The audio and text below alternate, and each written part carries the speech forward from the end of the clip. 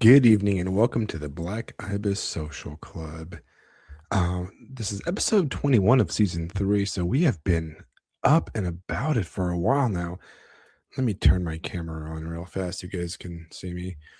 Welcome. Today in the Black Ibis digital studio, we have our usual forever guest host, permanent side host, Fisto. Welcome, Fisto. You're back. He was out cavorting around, doing Yes, sir. inhuman things probably. And we have a guest today. Mr. Colton Scott returned. Yay! He's a youngin. He's a youngin compared to us boomers, me and Fisto as boomers, right? Yes. And welcome, King of the Colton. boomers. Now, hey, I will have to apologize to Colton in advance, right? First of all, I've tried to get him back on the show for a while now, and we've had a bunch of scheduling errors and that kind of stuff. And the other thing is that the goal of this episode, we're going to talk about horror, and we're going to get around to some horror. We're going to talk about horror writing, horror stuff, some horror movies that we like. That was kind of the topic that I pitched when I re-invited Colton back. Let me add him back to the chat. There we go. He's back on the stage now. Say hi, Colton. Hello, everyone. All right. So, hey, buddy. Yeah, we're going to talk about that, but we got distracted by some real life horror. All right, some BPD horror. So we're going to do a little bit of sidetracking, right? And for the purpose of, being able to kind of just address this topic alone, I'm going to kind of go off on a little tangent, a little bit of a monologue, and we'll open it up to people in the chat, and we'll open it up to Fisto and stuff, because I think we went hard last night. I think we went real hard. We were mean, okay? But we'll get into that in a second. In the spirit of today's show, I picked Dr. Jacoby as my mascot. I don't know if you're familiar. Last night, I think we went real hard. Yeah. You got somebody's got to mute the chat. Got okay? it. Sorry, my bad. All right. My bad. So,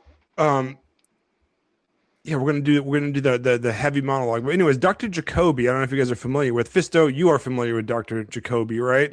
Yes, I don't know if you saw me with the camera on earlier, but I'm kind of starting to look like Dr. Jacoby, which to the eternal chagrin of my wife will probably be my end, but that's okay. Well, for all fun purposes, right?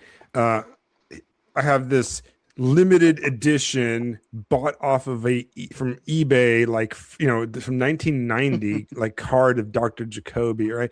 I didn't buy this. My coworker, who I got into watching Twin Peaks a few years ago, went to Twin Peaks, actually, to the actual city over there in Washington, and she was so obsessed with the show, and she loved it, and she ordered this for me and gave it to me for my birthday a few years ago.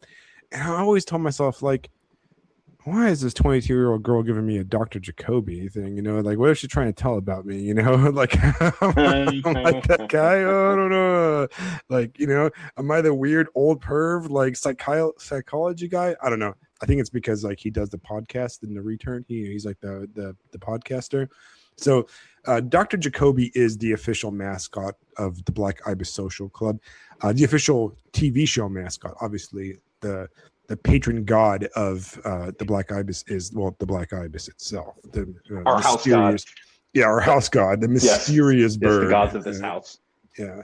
I have the camera on, which I don't really have it on because I don't want to be accused of being one of those guys that hides, because I did call a guy gay and faggy looking and shit, right? And so I wanted to make sure that somebody else can call me gay and faggy looking, but I'm pretty decent looking for a 43-year-old, I think, even with my giant scars around. So I'm making sure that everybody knows I'm not some kind of ugly, disgusting fat chud, right? Not that even if I was, I'd still call you ugly and retarded. But yeah, so that's kind of the point of me having the camera on for a minute, right? I'll probably turn it off because I like to pick my nose when I'm talking and shit. Yeah. But let's nose talk. Picking is very aristocratic, by the way. I know. It's so I use a gold picker. I have one of the, I can't find it right now, but those cigarette. I forgot what they're called. The little cigarette things that Cruella de Vil uses. I have one of those just for my boogers. For the going deep into my nostrils, right?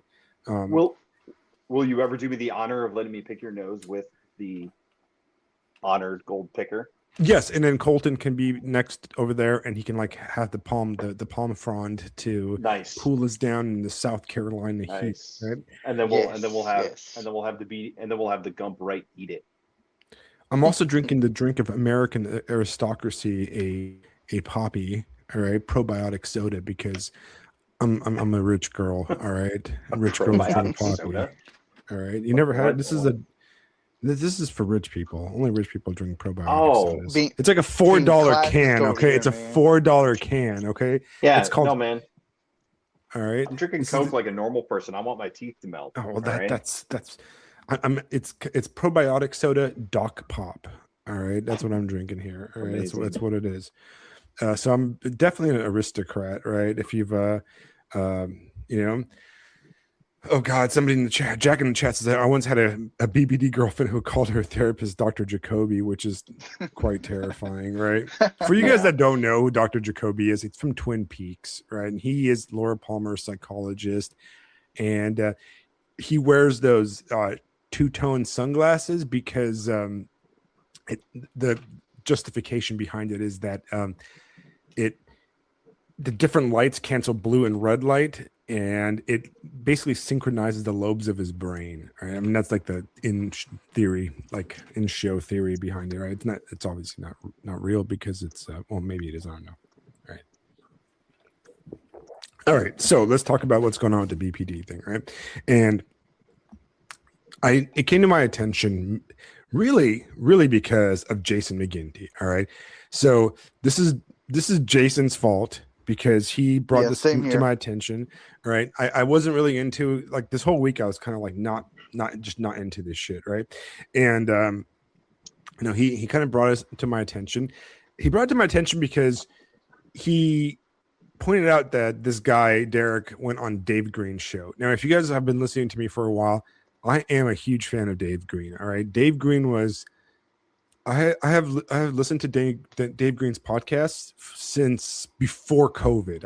I specifically remember really in the era when he was doing a lot of debates and they're doing a lot of he was doing really long form kind of stuff. Right, he was doing long form episodes stuff like why I'm a conservative and I don't know, his videos are great. So if you've not listened to watched or listened to Dave Green's long form videos, I highly recommend you do. I also think that his bi-weekly stream is really good, and I really enjoy it. And I try to catch it on the way to work every time he puts something out. But for some reason, Dave decides to get in with these Vitalist guys, and he brings Derek on there, and it's just really one of the worst things I've ever watched. I'm not gonna lie, it's really bad. It's like the thought process is just downright retarded, and I'll go over why. Did you watch it, Fisto? Did you get a chance to watch it? I did not take the chance to watch it because life is short and I have other things that I wanted to be doing. Okay. So, But I trust it out. But I Yeah. trust your opinion. I mean, whatever you say, I mean, whatever you watch on there, I'm sure is totally correct. But I will be honest with you guys. Whatever. Yesterday when we got into it and we were posting and shit posting and all that stuff, I'm not gonna lie, I didn't read any of it. I didn't watch any of it. Right? I watched the first 30 seconds and I was like, no, I hate this. And I just because I know exactly what the arguments are because they're stupid. So everything I posted last night was in response to my complete straw man in my head of idea, of what Derek said on Dave's podcast, right? I didn't bother reading it at all. I really went off of Jason's, most of Jason's responses. Now, because I decided we want to talk about this today, I went back today and I watched the entirety of the Dave thing. And I read almost all of Derek's stuff that's available and all the commentary back and forth on it. And I'm going to tell you right now that I thought I strawmanned his arguments last night. I actually steelmanned them in my head because they are a lot more retarded than than I even assumed. So now basically I'm kind of going to address it in a second. I feel like I need to take another drink of Poppy real fast. I was just commenting. It's funny. I read everything, but watched nothing. So we were yin and yang, we Well, were. so now I watched butthead. and read everything. I watched and read everything Yes. at this point, right? Yes, fantastic. So I am not like I'm being fair. The whole point of me, like, I'm kind of joking, not joking, but I'm kind of pointing out that I'm sadly pointing out that even me kind of making up and straw manning his ideas was actually really steel manning it, in my opinion. And it's a lot worse than I thought once I actually read it. So, and to be honest, I'm somewhat disappointed that it's really one of Dave Green one time, like he did like a debate thing with this guy that was wearing a banana suit and it was really bad. Somehow this was actually worse. All right. So I don't know, but you know what? I did go on Walt Bismarck's show like 2 years ago, and we've had some questionable people on this show ourselves. So you know what? Yeah. Like I don't know if you saw me picking on Dave on Substack. Yeah. I was just really being kind of, because we've had some questionable opinions, Of course. As a side note, I think we've only had one ever guest where I got kind of combative, and that was like our Islamic doomer guy that's on Substack. Yes. I forgot his name. Do you remember that? Yes. I don't remember. That was the only time I was on off a beast. I forgot his name. I don't remember the names of third worlders anymore. I don't even pay attention. Yeah, well, he wasn't even like Arab. He was like he's an Indonesian, right? He's a cool it's not guy even real. sometimes on like That's not Instagram. But I got kind of like, I don't know. I got kind of, he triggered my like pro-Americanism, which is kind of rare for me to get, right? It's my anti-Orientalism that really gets triggered sometimes, where it's like, yeah, America is not great or whatever, but it still loads better than any third world shithole like you're from. So, I fully kind of like, that was the only time we've ever had a hostile guest on the podcast. Not hostile, but one I didn't fully agree with or I wasn't on board with. And so that was a rare time. We've had some retarded ass people sometimes, but I'll leave that one to your guys' determination. And I'm usually talking about us. Yeah, we're all retarded. Yeah. Sure.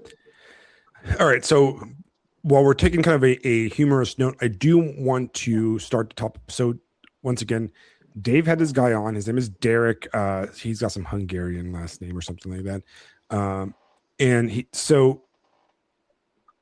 had this guy on to talk about Nietzschean vitalism. I'll get into that in a second. Right away, it caused a lot of for her and discontent. Jason wrote a response to him. The guy wrote a nonsensical response back that was really whiny and gay, to be honest. And it went back and forth, and we kind of mocked him a little bit. And that's what it is. And here we are. Now, one of the complaints, and I told Jason this offline, but I need to put this out, right? Because it's critical. There's this constant kind of concept that comes up all the time, which guys like us, like that are on the more Christian right, or specifically the Orthodox right. And I need to like really kind of clarify this for you guys, right? And Colton is not part of it because he's not an Orthodox guy, right? But myself, Jason, Fisto, John, son of Dick, and a lot of the guys in the chat and stuff, we're Orthodox dudes, and that's kind of our main identity, to be honest, right? And the reality of the situation is that if you attack the church, you're our enemy. I don't give a shit if you're on any type of, the right. You being on the right or spouting some rightist ideas or telling people you're on the right, one, does not make you on the right. Two, does not make you my ally. Okay. So let's get this, like, I am not into this idea of discourse between people who have fundamental beliefs that are different than mine. All right. I do not see pagans, for example, as allies. I see pagans as no different than transgender blue-haired degenerates. Does that make sense? Yes. Okay. So I have a transgender blue-haired degenerate has a chance of salvation, and that degenerate, that even the most LGBT kind of guy, or even just a generic homosexual person that have no problems with being friends with, right, is not trying to actively convert people to hell, right? But a pagan who attacks Christianity and wants us to worship false gods, right, is much more sinful and evil in my eyes than an LGBT person that's just doing their sinful thing off to the side. Does that make sense? Yeah, Therefore, agreed. a pagan that is actively trying to pull young men and women, or any men and women, away from Christ is not my friend, no matter how many right-wing ideas they adhere to. All right. Like, this is a key element that a lot of guys in this vitalist right don't understand. If your moral outlook is just as evil and satanic as your average liberal, or even more evil and satanic than your average liberal, well, I don't want you on my side, and you will not be on my side. Okay. You are a evil subversive. And if you spend some time looking through the Substack posts and even listening to the Derek Speak on Dave show 2 days ago, he specifically bragged about trying to subvert the Orthodox Church in his area. All right. And then he tried to lie about it. And then both Fisto and Jason called him out, like 2 hours ago on Substack, and he lied about it again. So somebody that tries to subvert my church is not my ally, bros. I don't know if you don't have to like my church. Okay. You don't have to, you can be a Protestant, or, you can be a Buddhist for all I care. Right. That's your thing. But the second you try to subvert my faith, you are my fucking enemy, bro. Like that's it. I don't owe you any discourse. I don't owe you any niceties, right? You are no different, right? And, because I am a Romanian, I will, quote Cordeanu for you, right? If I had but one bullet left, I would reserve it for the traitor than my enemy, all right? So I hate people that claim to be on my side that are actually the big enemies. Okay. So anyways, that's why guys like Jason and John and myself and everybody are so mean about this topic, because one, he actively said on the air live that he wants to subvert my church. Right. That's my enemy right there. Two, I truly believe, jokes aside and everything, that this viewpoint is either the viewpoint of a huckster, right? A complete and total scam artist piece of shit, right? Or B, an ignorant, foolish belief that will lead young men to ruin, right? So I don't think that it's haha funny. I'm telling you as a 43-year-old that following this path is absolutely dumb and retarded, and you will end up in a ruinous situation. And it's my job as a older man and as a leader to warn young men away from stupid shit. Okay. That's our responsibility, Fisto, right? Yes, 100%. All right. So I needed to get that out of the way because there was a lot of feminine hand wringing about, but Jason was being so mean, but Alex was being so mean. Why are they so violent? Somebody described my words as violent. Right. That was Derek, by the way. Was it? That was really liberal of him. That's something a liberal chick would say. Yeah. Oh, violently assaulting me. He handled it worse than when we went after Lisa Leibs or whatever. All right.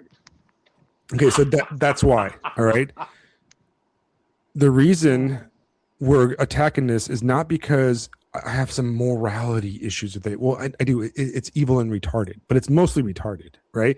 But I honestly think that this kind of philosophy, this fruity ass Nietzschean vitalism, will just lead to it's a disastrous ruin. Okay, and we can go into it, but I will. Okay, so I want to, if you guys can, I'm going to kind of go over some points, and then I'll kind of let you guys tell me your opinions, and I want Jason and everybody in the chat to kind of tell me their opinions on what's going on, right? So there's some kind of key points going on here. The argument, right, and this is where all this started, is right. The argument that Derek put out is that young men, and we're talking about 20-year-old men, should be wifing up or breeding, which to me, by the way, I'm not a feminist, but I love women. And if you refer to having sexual relations or, bonding or mating with women as breeding, I didn't like that probably either. a bag of ass, right? Would you would you use that word about your wife or somebody you really love? I'm gonna go breed my wife. Like, what kind of a loser are you to even use that kind of, like, like, it makes me want to become a feminist. That's how like vulgar and lame that sounds, But anyways, his idea is that Yeah, I'm not gonna call my wife a BBD art hoe or whatever, and breeder and all that crap. Right, exactly. Like, you're gonna go and like call a woman a borderline personality disorder art hoe and breed her. Like, come on, dude, that is trailer trash. Which, it is a trailer trash thing because he looks like trailer trash. The dude has a Walmart chain around his neck and a trucker hat covering his fucking receding hairline, and he's out there podcasting from his grandma's fucking den with the cheap ass 70s wood and the cheesy like shit like hand-me-down edition of a Nietzsche book in the back, right? Like I didn't see that. I saw that. All right. But what I'm trying to say is if you refer to the women that you're supposed to mate, to have a relationship with, to wife up or whatever, as the BPD art hose I'm going to breed with, you're probably a fucking tool. Okay. All right. Just so you know. Okay. Like Jason said, the guy has no regrets tattoo. All right. Probably had, if he was from our generation, he'd probably have like barbed wire or like the tribal tattoo around his like ankle or something like that, all right. So his brilliant thesis, all right, this young philosopher, this young scholar, right, is that downwardly mobile white men should breed with BPD art hose. Okay. That's his theory, guys. All right. That is his great insight. That is how we're leading the future. All right. So let's get into this real fast, right? What is a BPD art hoe? Well, let's go. What is an art hoe? Where does the term art hoe come from? All right. The term art hoe actually is a Tumblr term. But once again, my thesis, I'm going to give you guys the early idea. My thesis is that Derek and this whole vitalist thing is nothing but shit libbery, Gen X boomerisms wrapped up in Gen Z fake vitalism. All right. Because just like I said, that paganism is really of the left and it's really leftist degeneracy. This whole thing is just, really cheap, crappy Gen X era, like boomerisms, right?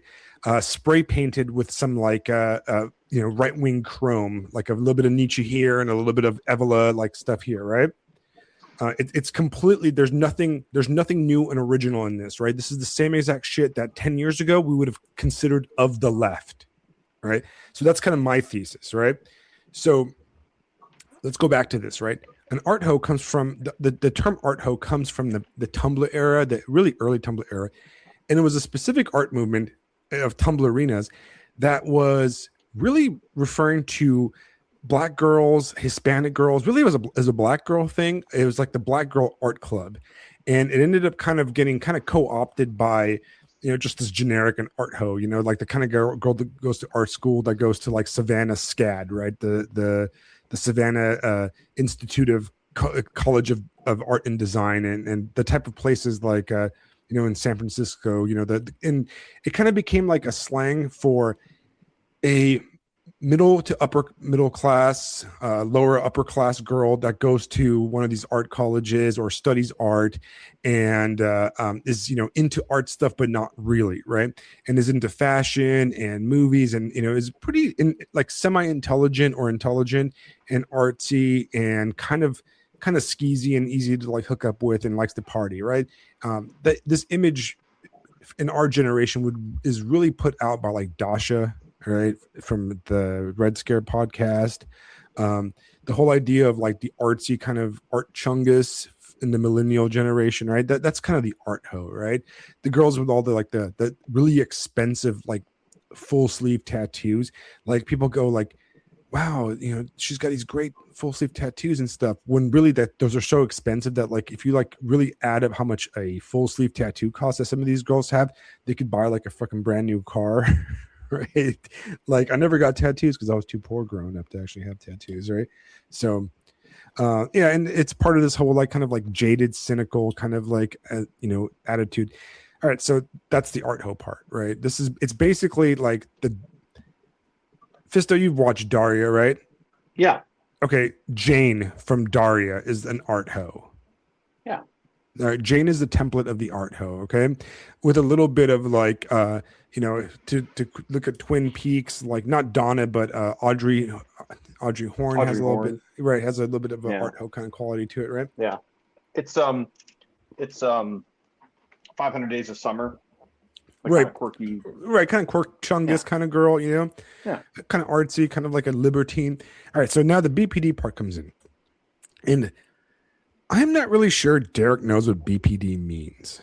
Okay. I'm not really sure that Derek believes in psychiatry and psychology. And I don't think he understands. And this is where I think a huge amount of the confusion is. BPD is an actual diagnosis of a mental condition, right? Yes. It has a diagnostic criteria in the DSM-5, right? Yes. And it's an actual legitimate thing. And anybody that's encountered a true BPD person cannot doubt the existence of BPD. All right. So I'm going to kind of go over the DSM-5 diagnostic criteria for BPD. All right. All right. And this I'm going to go over it because this is important because I don't fucking think Derek knows what this means. All right. Right.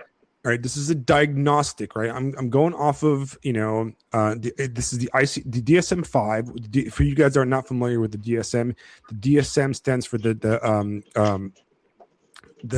it's the American Psychiatric Association Diagnostic and Statistics Manual, 5th edition, right?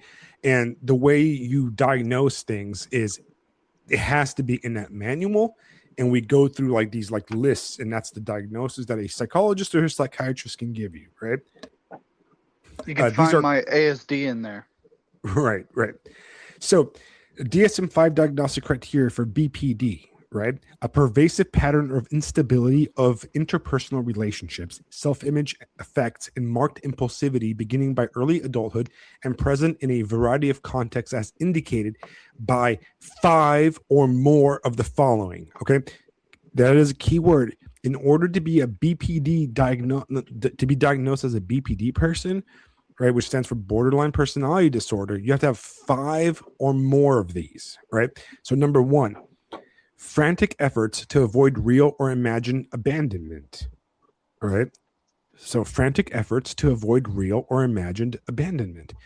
2, a pattern of unstable and intense interpersonal relationships characterized by alternating between extremes of idealization and devaluation. All right. 3, identity disturbance, markedly and persistently unstable self-image or sense of self. 4, impulsivity in at least 2 areas that are potentially self-damaging: spending, sex, substance abuse, reckless driving, binge eating. All right. 5, reoccurrent suicidal behavior, gestures or threats, or self-mutilating behavior. All right.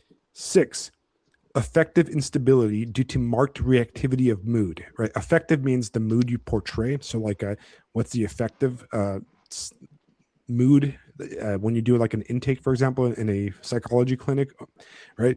So instability of mood, right? So intense episodic dysphoria, irritability or anxiety lasting a few hours.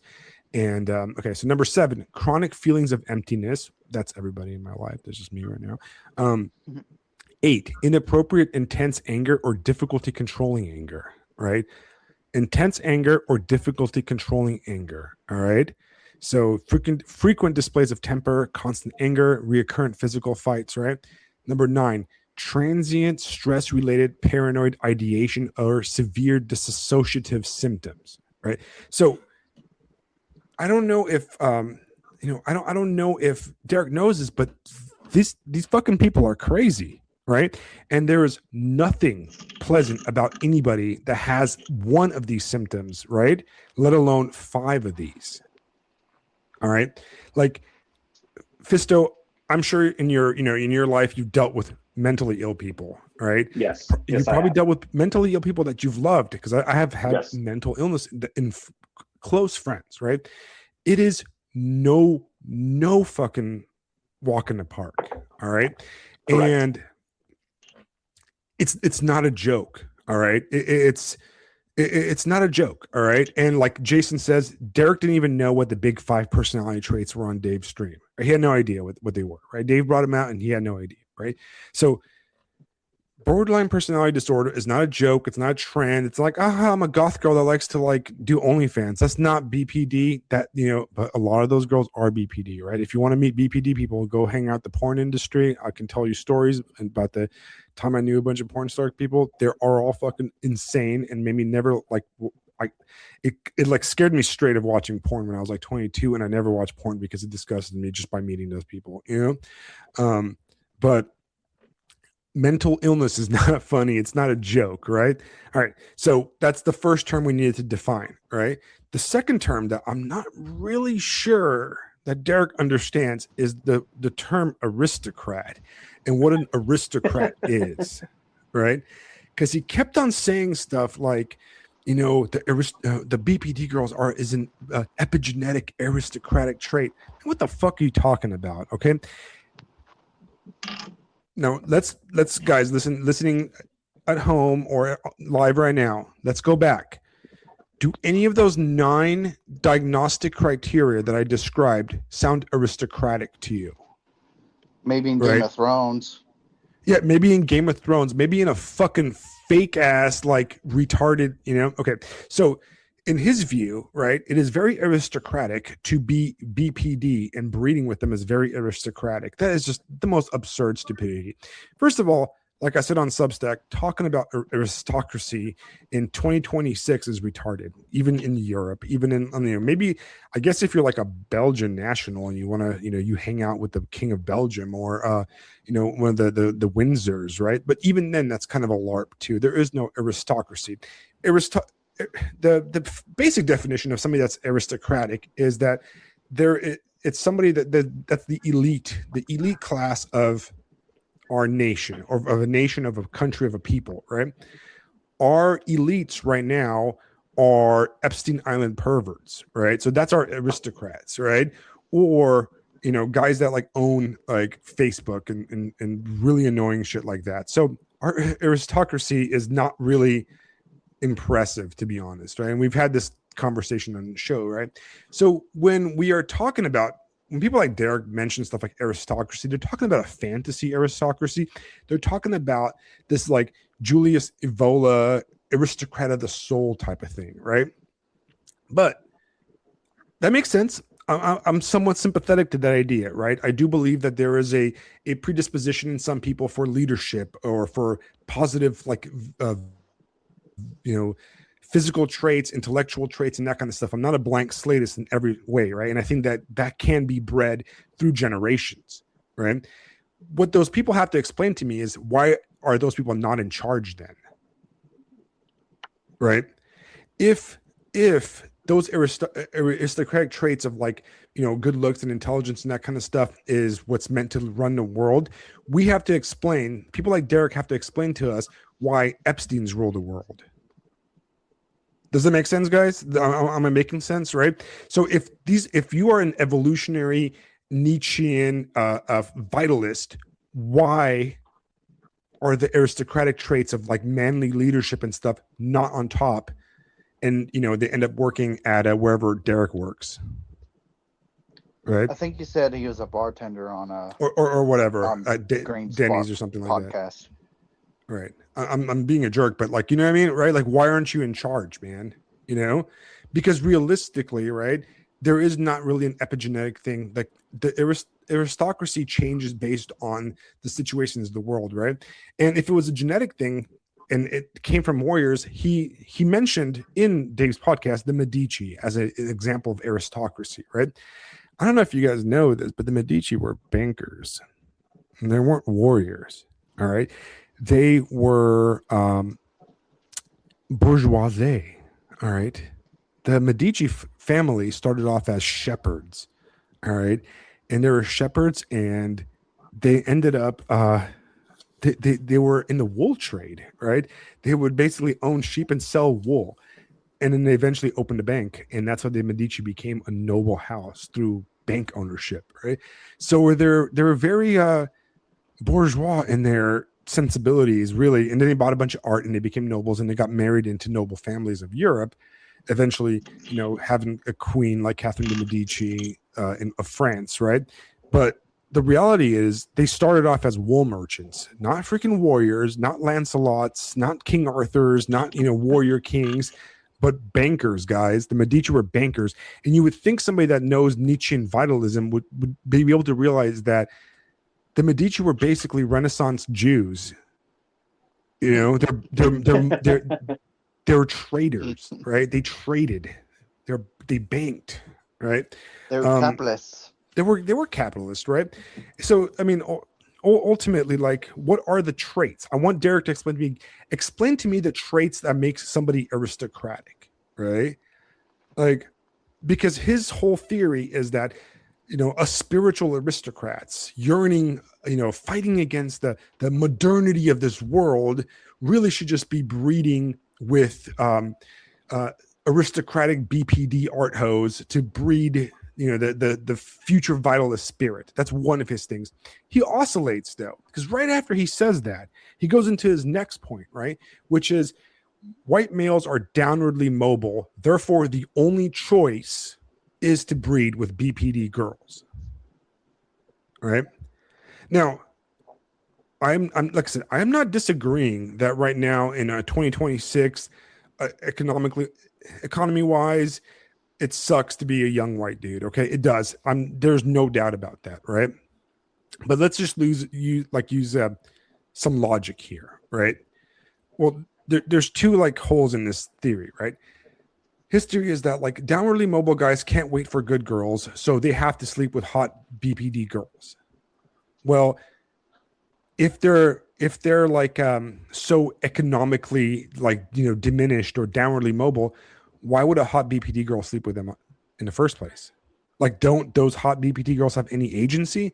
He talks about these women like they're just like sitting around waiting for him to pluck them off the street. You know what I mean?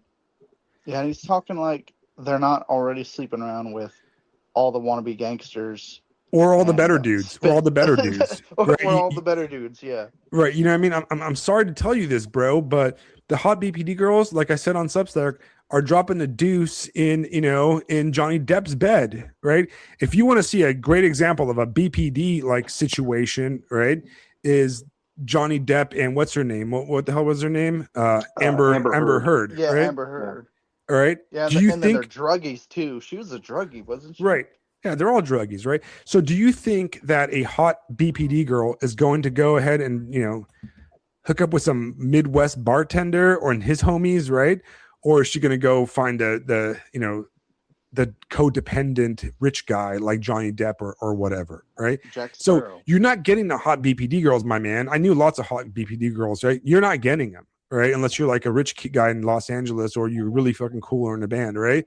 Those girls are out there pooping in Johnny Depp's bed, right? Yeah, Alex, right? Alex, you're not getting them unless you can fund the self-destruction. Right, unless you can unless you can fund your self-destruction, right?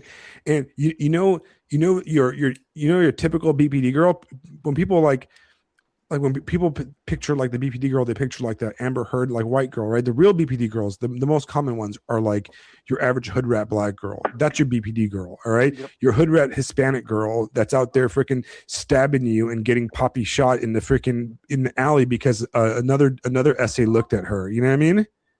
Right. Right. That's your BPD girl, right? So that's the first assumption.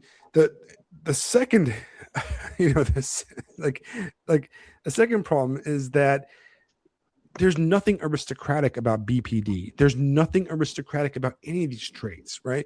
And when the idea of aristocracy in America is absolutely ludicrous. And this is not my European chauvinism. I'm not one of those people that's like, oh, I'm European, I'm much more aristocratic. Listen, guys, America is not an aristocratic nation. It is an anti-aristocratic nation. The whole foundation of this country is people leaving Europe to abandon the aristocracy, right? Like there was a Revolutionary War that rejected aristocracy, right? Like you're literally the descendants of farmer peasants, right? That got kicked out of Europe, all right? Okay? There's nothing aristocratic about you guys. All right. I am sorry to tell you that. The idea that there's aristocracy in America is, or any type of like European Evolan style aristocracy, is absolutely absurd.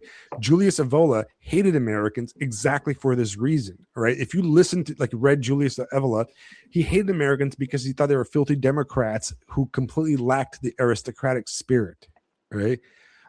There's nothing aristocratic about Americans. I'm sorry, bros, in the European sense. Okay. And you should be proud of that. Like, Americans, we should be proud of not having an aristocracy. Right. The closest thing Americans ever had to aristocracy was, or kind of artificial aristocracy, was the Kennedys. Right. And really, Or the to be Deep honest, South, probably. was the Deep South, right? And a lot of the guys that were like old royalists, right? In the Deep South, the Kennedys in the 20th century are really the aristocracy of America, a political aristocracy. Really, the Roosevelts also, to be fair, right? The New Englanders, Boston Brahmins, and guys in the antebellum South, right? That was the closest thing the U.S. had to aristocracy. The Kennedys were the children of bootleggers and rum runners, right? And basically gangsters, right?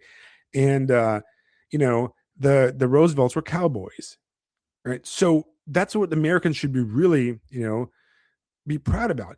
The real American aristocracy post Kennedy and stuff is movie stars. All right. Basically movie stars and celebrities. That's our aristocracy. And that's what we exported to the rest of the world. Right. Because nobody can you name the king of Belgium, Fisto or Colton? Right. I cannot. No. Right. No. You probably, with the exception of Prince Charles and his sons, you could probably not name one, true aristocrat in the world. Right. Can you name any? Nope. I'm blanking. Yeah. I could cheat, but nope. Right. Can anybody name any nobility? I doubt Derek could. Right. Any true aristocrat, any true, actual somebody with peerage. Right. And I'm not talking about the assigned peerage, like, how like Sir Sean Connery or something like that. That's assigned by the Queen. I'm talking about like actually given, right? Yeah. Stefan in the chat said Princess Margarita. Yeah, there's still some Romanian royalty running around. Both they're women. They're Hohenzollern and yeah, they just, and King Leopold of Belgium. Right, I think he's still the king. I know there's a princess of Belgium. There's a few, right? And the King of Spain, it's Felipe the Sixth. So you don't know any of these people. Nobody knows any of these people, but you can name who, like, Brad Pitt is. Okay, so that's the real royalty of the world. That's the true aristocracy of the world.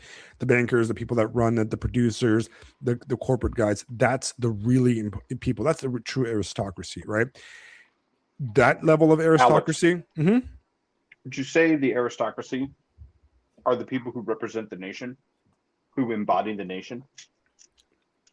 I mean, to a certain degree, I think, like I said, I think that this term, right, can be used in two different ways. In its kind of traditional way, the aristocracy is the people on top, right? The upper class of this country. And in our case, or the world, right? Because we are living in a post country. We're living in a rapidly neoliberal, worldwide empire, whether we like it or not. I think that our world aristocracy is the people that meet at, like, the Bilderberg group and that kind of stuff, and meet in over there in where is it at? What is that? What's that big conference they had every year? Davos. That's your aristocracy. Okay. Yeah. If you go to Davos, or you're on a list or get invited or talk to people that go to Davos, you're probably a 2026 aristocrat. All right. That's the reality of it, right? If you could have been invited to Epstein Island, you're probably an aristocrat. Okay. All right. A lower level one. But if you knew people that went to Epstein Island, you're probably an aristocrat.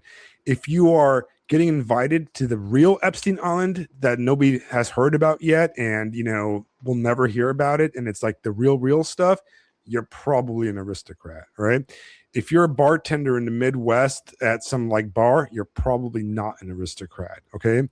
If your idea if Now, your goal in life is to like breed a woman with mental illness, you're probably not an aristocrat. Okay, I'm just going to tell you guys that, right? But I will give him the benefit of the doubt and say that he's using the word aristocrat as a person that has, you know, that I would say the aristocratic spirit, which kind of indicates like almost a chivalric like nobility and an intellect and a focus on appearance, looks, propriety, and that kind of stuff, right? So if you define aristocratic behavior like that, then really in a Julius Evola kind of sense, right? Talking about breeding women on the internet is probably not something that Julius Evola would consider a spiritual aristocrat. Okay, you know, I'm just gonna, I don't know, any Evola experts in here? Is that what that dude was into? Breeding BPD girls? Probably not spiritually aristocratic, right? So that's the thing, right? So we're having this completely idiotic theory that white men that are downwardly mobile should be sleeping with crazy women. And there's one other big hole in the topic. If white male are downwardly mobile, the question is, and I'm going to put this to the chat, are white women downwardly mobile? What do you guys think? that's a good Yeah. question. Yeah, I guess so. I mean, right? Uh, It has to go hand in hand. I mean, I would even take white out of it. It's just everybody's getting screwed the same, if that makes sense.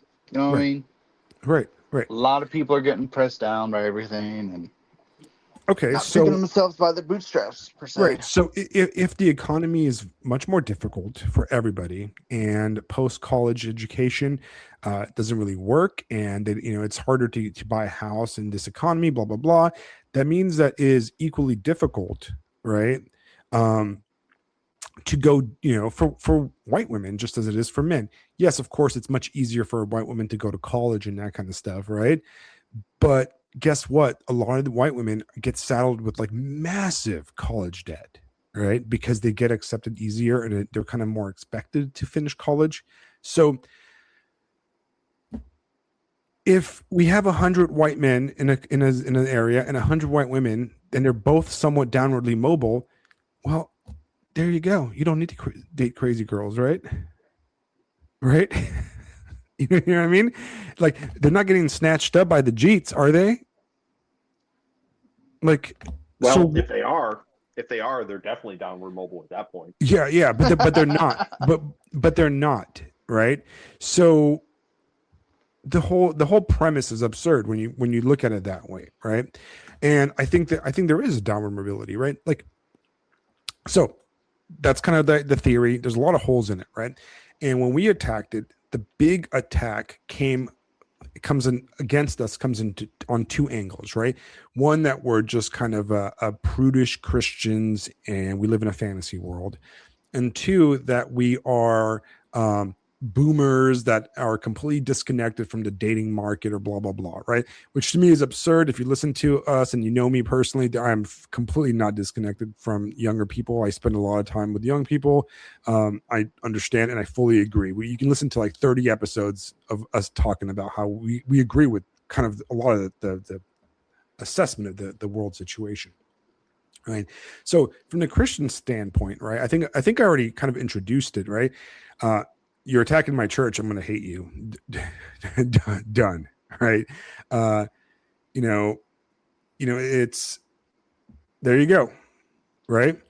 Yeah. And if he's willing to subvert your faith, the thing you hold most dear, the thing you're going to base your entire life on, what else is he going to subvert? That's like a Right. non-starter right there. It's a Exactly. horrible miscommunication on his part at best, and heresy at worst. Right. I wanted to note to Stefan in the chat, right? Which, Stefan, you got to come on the show one of these days, man. We got a lot to talk, you know. And we can talk in Romanian. Nu știu dacă vorbești românește, nu știu dacă eu vorbesc românește foarte bine, dar o să încerc să vorbesc mai bine. There you go. You guys heard me speak foreign. But in the chat, I feel so isolated now. I know. I'm gonna disassociate and have thoughts of self harm. Thanks, Alex. In 2 out of 5, baby. Yeah, in the chat, Stefan says, he says, also the problem is that women rarely go into the trades. In Romania, women still become hairdressers and beauticians, but in the US, I don't think your average white girl wants to become that. That's actually not true. All right. It's not true. A lot of white women become that, right? They become more high-end hair, hair stylist, right? Some of the coolest women I know, actually, my sister-in-law, for example, owns a salon in Orange County, and she does tons of, she makes a crap ton of money doing it, and I know a lot of hairstylists that own their own salons out here, and they're like professional. They went to school and all this stuff, right?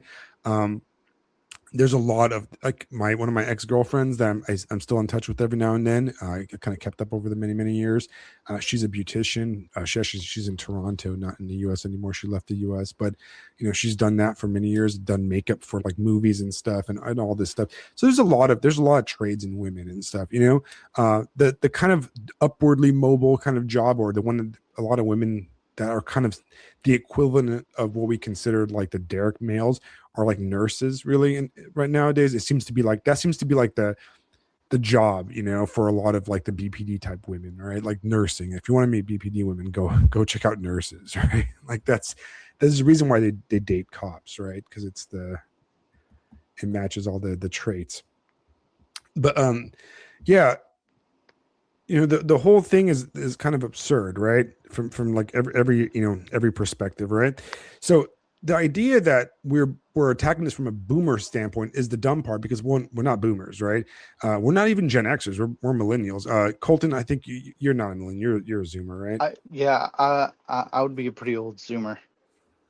Are you a but young? Yeah, that's where I am. I'm not I'm 29. And then John's 23, and he said that Dave Green just restacked his essay on it. Yeah, I called Dave out. I was messing with him, I called him out on it, and John's essay is really good on it too, by the way. It's really great. Seen it yet. Yeah. But I'm a millennial. I think, Fisto, are you a Gen Xer? You're a Gen Xer, aren't you? I'm 44. I've never felt like I was Gen X because I was. No, I think you're a millennial. I'm a boomer. I'm like bleeding edge. I'm bleeding edge millennial. Yeah, I'm 43, so I'm also the edge of millennial, right? But look, this is not one of those things where I'm like, oh, you should wife up a good old girl and blah blah. I'm telling you that it's not that. It's telling young men to date crazy women is retarded, right? The whole thing's absurd. It's fucking stupid. Right? The reason that this whole thing upsets me is because it's retarded, right? It's dumb. BPD women are stupid, right? And the whole concept behind it is the most Gen X kind of boomer mentality, right? What you're telling, like, listen, guys, me telling you not to date BPD women is the exact opposite of being a boomer. All right. You telling people to date BPD women is the boomer thing. How is telling them any different than your boomer saying, well, that girl might have been a whore, but now you should wife her up. That's what you're telling them. You're telling them to accept the busted, right? Take my word for it. Okay. All right. I can tell you guys stories about my dating era, I could probably write a delicious taco style book on that kind of stuff, right? You don't want that, right? One thing I have never tolerated is insane women, okay? That's the one thing I never tolerated. That if I wanted to be a scumbag, like an utter like snake, and just sleep with as many women as possible, you have to tolerate insane women. But I have never tolerated insanity in women. I had a very almost like I'm like allergic to BPD, all right? I hate BPD stuff, right? No real man should put up with that nonsense, period. Okay. Because BPD is not fun and cute. It's fun like at a party. It's fun for like that one night. It's fun in the same way that movie The Hangover is fun once, right? Like that movie's fun to watch once, but then it becomes dumb. That lifestyle is fun to experience once, but it becomes horrible after. You know, it becomes try hard and weird and like kind of lame, right? Trying really, really, really hard, right, to tolerate insanity is a fail mode, all right? Because you cannot fix insane people, all right? And the idea that like crazy in the head, crazy in bed is a complete and total feminist lie. That is what crazy women with live, love, live or whatever on their walls, right, will tell you. That's just, it's an excuse for bad behavior, right? Do you know what crazy women do? What do crazy women do, Fisto? What do they take? I mean, they're crazy. SSRIs, which SSRIs. destroy their Big sex drugs. drive. So those crazy BPD girls that are crying in a closet at the party, cutting themselves. Oh wait, that's a real story from my life, right? They're not sleeping with you because they're on SSRIs and they have no sex drive, bros. I'm just going to tell you that, right? Or they're sleeping with you once, a few times, and then once they stabilize, they realize that they're insane, so they go to the doctor and they get the SSRIs. All right? Like, you guys think I'm joking, but that's exactly what happens. You don't want to ruin your life. And anybody giving you advice that you should ruin your life is retarded. It's like me having an advice podcast for men and going, hey, bros, you know what's really good? Good spot to pick up girls at the county jail, right when they get let out on bail. You know, make sure you pick them up and give them a ride to the bar. You know, that is the most boomer thing, right? And we joked And they have a around about dime it. sack or something. Yeah, we joked around about it, but I think we nailed it with the Gump right with the Gump right concept yesterday, right? Yeah, where absolutely. What he's describing is Forrest Gump. Forrest Gump, right? He's telling these guys, like, oh, to be Forrest Gump, the ultimate in boomer mentality, right? Like, throw your life away, obsessing, you know, basically like carrying water for some AIDS riddled, you know, BPD crazy girl, right? That is the most like boomer coded thing ever, right? And I realized that you've seen the movie Forrest Gump, guys, right? You've seen it, Fisto, right? Yes, sir.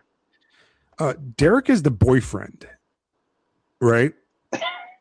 Do you know what I'm talking? Remember the guy he punches, right?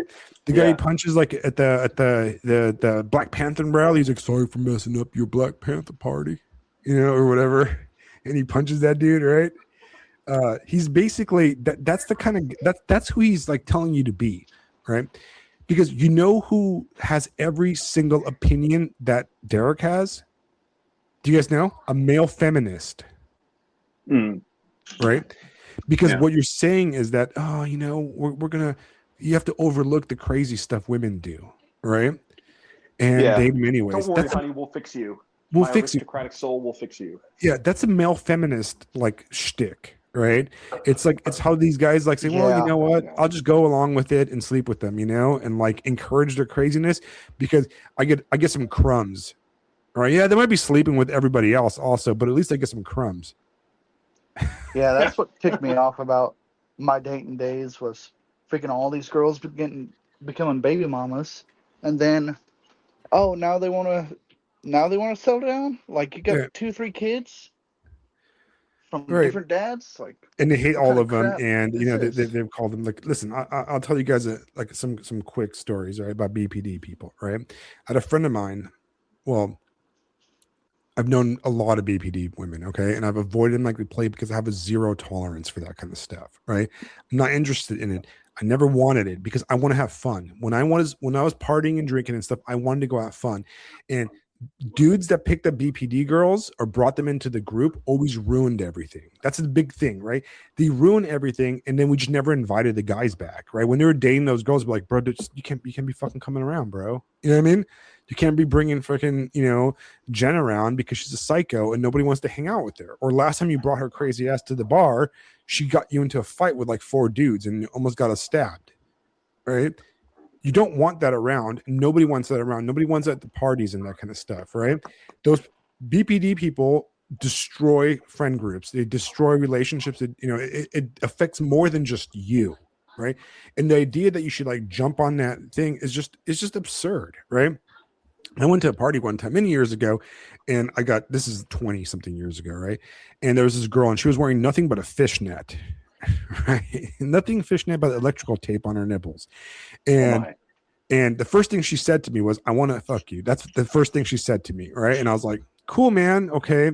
Like this girl, she was pretty attractive, and she like reeked of like daddy touched me type of stuff, right? You're very, pro. And I was like, no, You're like, and I was interested. issues. Yeah, I was interested in like one of her friends, like, and then I find out that she's 17 to make it even worse. Right? I mean, I was only like 20, so it wasn't horrible, but like, I'm like, nope, not fucking with that crazy, right? And a few years later, my friend starts dating her. I don't know how she like weasels her way back into our friend group through like friend of friends. And my friend starts dating her. I'm like, dude, do not, do not, do not. To make a long story short, he moves in with her. He himself had some problems too. So remember, BPD people don't date normal people. They also date the male versions of this, right? Like they tend to attract each other. Like crazy people date crazy people, right? It's never like, it's rare that a sane guy starts dating a BPD girl. That's another like thing that Derek leaves out, right? Anyway, so my friend lives with her. She ends up first of all, they smoke a lot of meth. She ends up stabbing him. She stabs him. She always accuses him of cheating on her, even though he's at work so he could support her to live. She doesn't have a job. He comes home from work. She stabs him, calls the cops on him. Of course, the cops arrest him, right? Because that's how it works in America, right? Like you get stabbed by the crazy girl, but if she's cute, the cops arrest you, right? He goes to jail for the night. He's in holding. They didn't charge him with anything. While he's in jail, and as he's telling him, "I didn't do anything. This bitch stabbed me." Right? She sells all his stuff to her tweaker friends and moves to Hawaii. Right? And leaves them with like nothing. Right? She like literally sells his car and stuff. Wild. That's one thing. I can tell you stories and stories and stories of these kind of people. They're not fun. Okay, they're fun for like meet at the club and like hang out with them and party, but no, they're walking landmines. Okay, so anybody tells you that like crazy is fun, like in the relationship, you're dumb. Okay, like once again, it is not fun to hang out with somebody that has a pattern of unstable and intense interpersonal relationships. Okay. If she's like a super freaking bed, she's a super freaking bed with your neighbor also. Do you guys get that, right? You know what I mean? Like it's not fun, right? And it's not a good life, right? So the problem that we're completely dealing with here, right, is one, I don't believe men should tolerate crazy. I don't believe the premise. I reject the entirety of the premise of this whole conversation, right? I reject the premise that BPD girls being dated BPD girls is a good thing. I think that's an absurd stupidity. I reject the premise that there's some kind of that BPD correlates with any type of aristocratic traits. I think it is white trash. Like the BPD girls are your trailer trash girls, okay? Your diner goths and your crazy hood rats, all right? That's who's your BPD girl. The girl that is, doing OnlyFans, that's your BPD girl, right? That's not an aristocrat. All right, that's not an aristocrat of the soul. That's not an intellectual we're dealing with, right? Most people in prison are fucking BPD retards, okay? Most people in prison are retarded and insane. Those are not traits that correlate with aristocracy or any type of intelligence, right? So I reject that entire concept, right?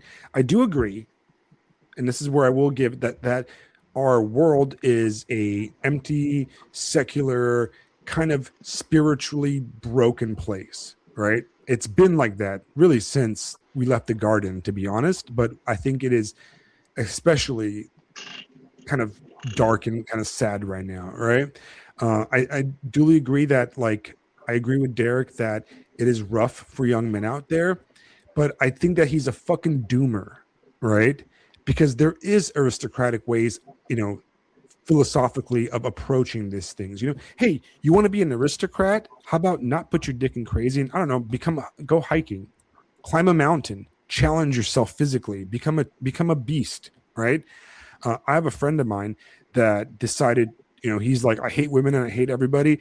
So he became a physics professor and then he ran away to Alaska and he climbs ice mountains. He He's married now because he met a ice climbing girl too. But if that's the most aristocratic thing I know, right? I don't know. Become a mercenary in Africa and I don't know, shoot third worlders with like Wagner Group or something like that. If you want to be, you know what I mean?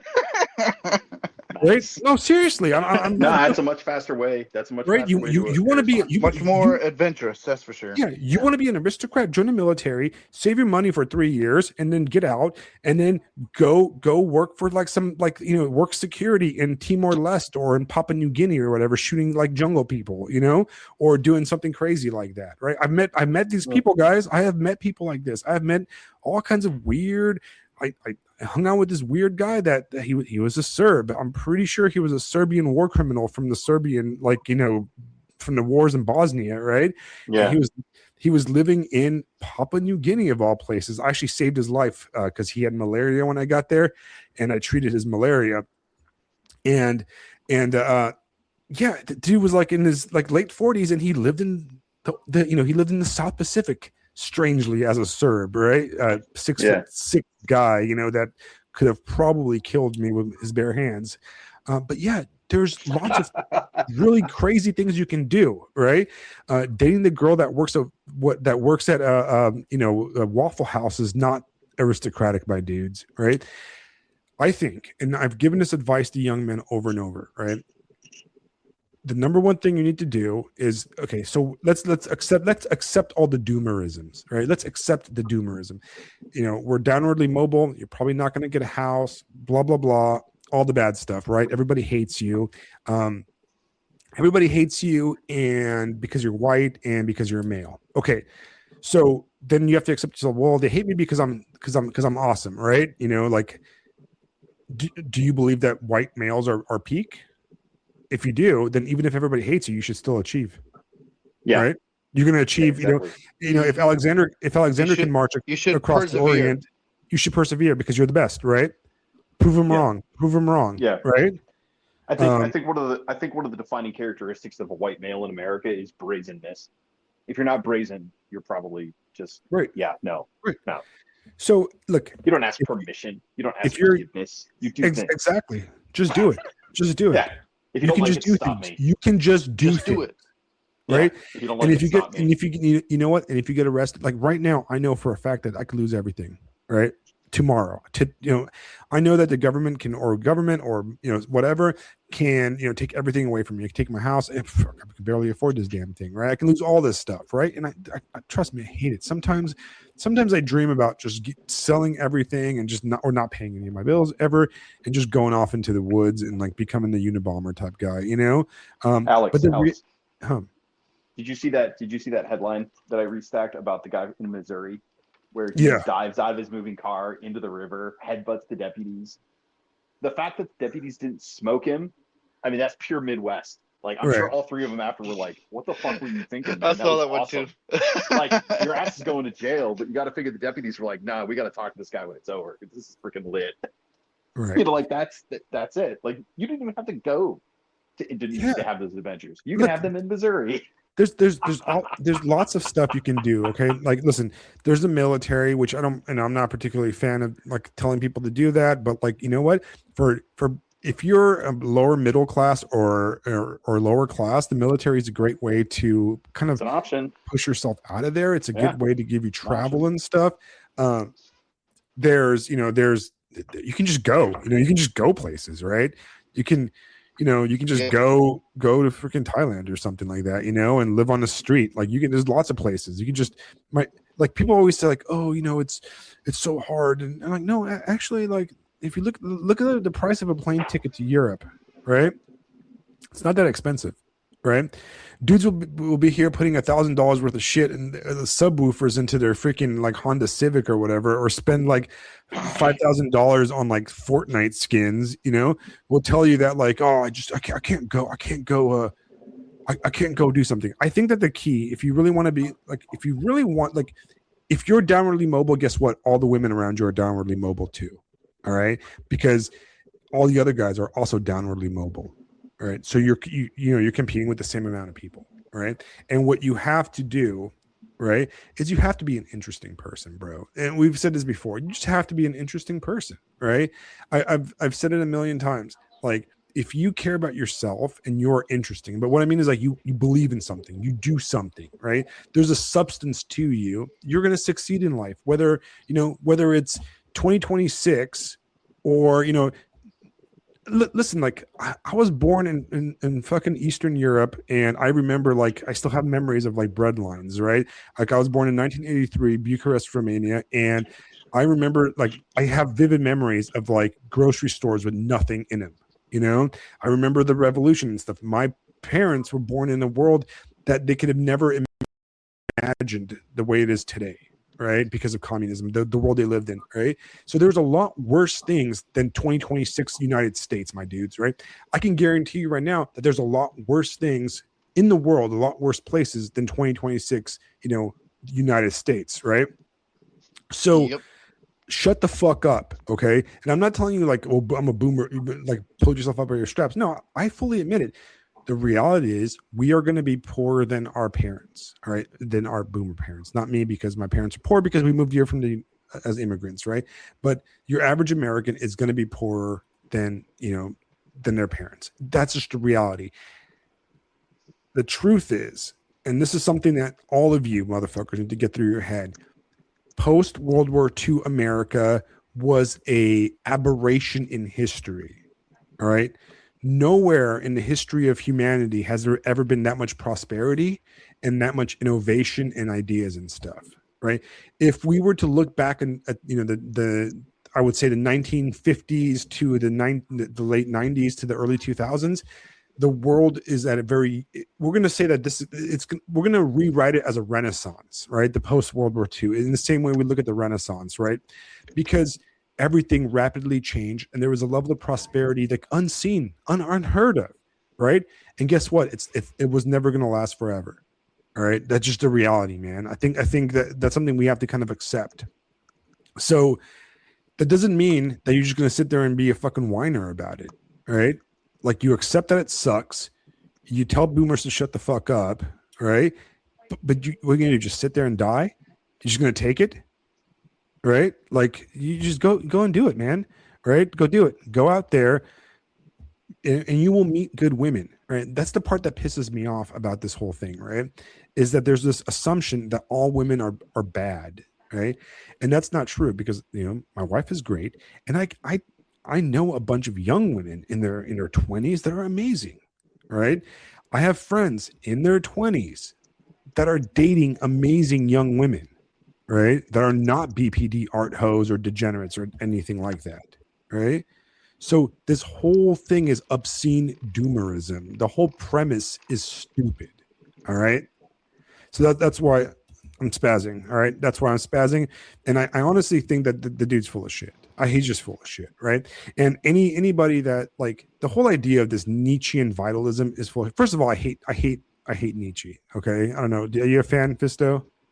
I mean, I've tried to read his stuff, and I have other things I'd rather read, to be honest. Just nah. Didn't Nietzsche couldn't even get his own arto? Well, Nietzsche was most likely a homosexual who died of tertiary syphilis, right? There's rumors that he just frequent gay prostitutes, right?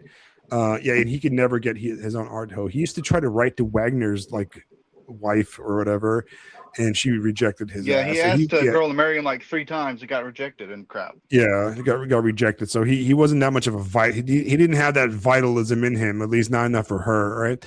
But yeah, I mean, I'm not a huge fan. I discovered Nietzsche when I was in 6th grade. I remember my friend and I were like, oh, the Antichrist. So we got the book from the library. It was pretty dark and cool because we were into metal back then, and I was like, yeah, this is cool. And, I realized you read Antichrist and you read, all the stuff and I got into this whole vitalism. I'm the Superman and, Esse Homo and all this shit. And I'm like, okay, and I kind of grew out of it because I realized that it just, it's just not it, Yeah, I honestly just feel bad for the guy. I honestly just pity him. Whatever the fuck made him that way. It's just, wow. All right.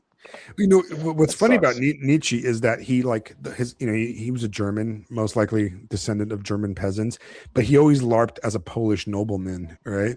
Like that was that was a LARP, and like his own like brothers and like family were like, nah, dude, there's no Polish in him whatsoever, and he's definitely not a Polish nobleman.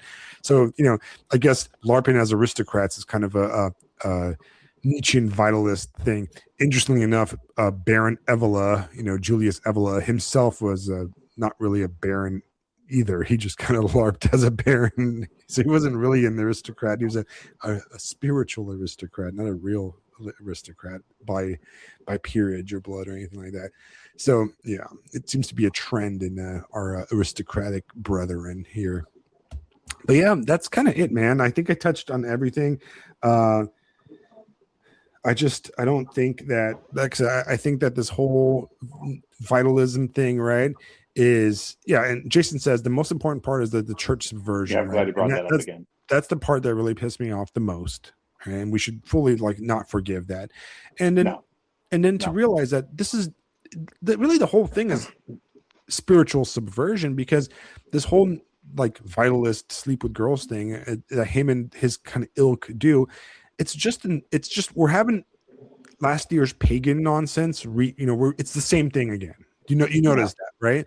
Yeah. It's like every year we have this like explosion of like paganism or it's the same thing. Like this is no different than the paganism of last year, and it's no different than really liberal kind of degeneracy, because all these views of like sleeping around with all these art hoes and all this stuff, that's just the standard. Like, whoa, shocking. Wow, you are so subversive. You believe what everybody else believes in the world right now. Like, yeah, the thing that drives me up the wall when it comes to the church subversion is that, like, it's just how funny how bad Derek is at this, because I'm being fisto on him constantly and just saying the most out of pocket fucking ridiculous shit. And then the moment I take him seriously and like drill him down on a question, he just absolutely shits himself and gets caught out in lies and gets caught out in complete and total bullshit. It's just like, I'm tired of these weak people who are supposedly on our side, who are only on our side right up until we push back even slightly that the most important things in our lives need to be dismantled for the good of the revolution. What I'm saying is these people are functionally leftists. These are functionally liberals. These are they're all transsexuals, essentially. They're all just the tranny leftists, ridiculous. Like the guy might as well have pink hair and a nose ring, right? Instead, he's got a gold chain and like the vague continence of a meth addict, right? Like it's no. Like I'm. But he's an aristocratic Ubermensch or something, man. Yeah, but he's an aristocrat. But like you're right, and I think that was my point yesterday. Is that none of this stuff is fresh. It's not a new idea. It is a standard. It's not a. Yeah. It is his views are the boomer view. Like we have been fed. Like guys, like we can probably like play a game in the chat and name every movie and piece of media that has this message, right? The message that the ideal woman is the BPD art girl, with a crazy personality, and that's who's worth chasing. That's what it's worth waiting for. This is it was like the whole kind of concept in in 500 Days of Summer. It was the concept of basically like all of tons of Gen X movies, right? Like the quirky crazy girl, the quirky art girl. It was the Darias. This is nothing. This is what we were programmed to believe this, right? Like our alternative girl, the girl with the girl with the with the tattoos, the girls that are like the bad girl or whatever. Alex, you know what it is? Now they all want us to be Beetlejuice. Right. Now, I guess one movie that recently subverted this was, if you want to segue that way, was Obsession. Have you all checked that out yet or no? I have not seen it yet. I've been meaning to. And did you like it? I heard it's a really good movie. No, I haven't seen it myself. I usually just like look up clips of stuff. I cheat, but what I liked about it was there was a big debate going on whether or not the main character, his name's Bear, or the girl, the Grady. Like, okay, let me just give you the plot real quick. Bear's uh, a coward. He likes this girl. He wants to ask her out. Da, da, da, da, da, da. But he gets a magic wish object, and he wishes for her to love him, like, you know. But it backfires. It's like it's like that story, to be careful what you wish for, sort of thing. And it backfires, and it just turns into a horror movie about obsession and stuff like that. And she's like possessed, basically. And it's like, it's kind of perfect, I guess, encapsulation of this whole thing. Is like, can you fix this crazy girl who's freaking possessed? Like, no. Right. Right. So there is something to be said. Okay. I was looking through my notes just now, and I do want to see that movie. I'm actually going to probably see it soon. I think it should be out on streaming soon. I wanted to go to Sorry the if I theaters. spoiled it for you, but No, not it's pretty remember last week we talked about no spoilers. I mean, in a way, like that movie and Amazing Digital Circus, it's all about the same kind of stuff. I mean, Jax is our BPD hoeing that one, I think, right? But one thing that's very important to note, and this is where, like, I'm going to get some flack. Get ready for that, right? There is a tendency in guys that become right wing or are enamored by right wing ideas, especially by orthodoxy and that kind of stuff. That is to do the opposite, right? And like basically make women, expect all women to be like hyper virgins, perfect trad girls and that kind of stuff, right? And the reality of the world is that, like, hey, if you're not, you're probably not going to attract one either. Okay, you know what I mean, right? Like, that's just the reality of the world that we live in today, right? And if you are to, and if you're going to, like we live, whether we like it or not, we live in a very secular world. We don't live in a world of, and even the world, even the early Christian world and the ancient world was not a morally pure world, my dudes, right? Like if it was, then we wouldn't have tons and tons of saints like Saint Mary of Egypt or other saints that dealt with, the temptations of prostitution and loose women or homosexuality and that kind of stuff. That stuff all existed in the past also, so there is a lot of guys that have to accept that reality that when people go into the church, they're broken people, right? Like that's why we say in the Orthodox Church that the church is a hospital. So if you're a busted retard and you go into church, well, guess what? The woman that is around your age, she herself is probably also a busted retard, right? So you cannot expect her to literally, compare her to the Virgin Mary, right? To the Mother of Christ herself, right? The idea is, right? Of course, the idea is that you're fixing yourself from being a busted retard, and she should be fixing herself from being a busted retard. And if you, because that's what life is. That's what marriage is. The marriage is basically marriage with God and with a woman or a man, if you're a woman, right? Is really coming together and uniting in the goal of fixing your busted retardation. Right? That's technically that's the whole point of everything, right? It's the point of like salvation, at least from an Orthodox standpoint, right?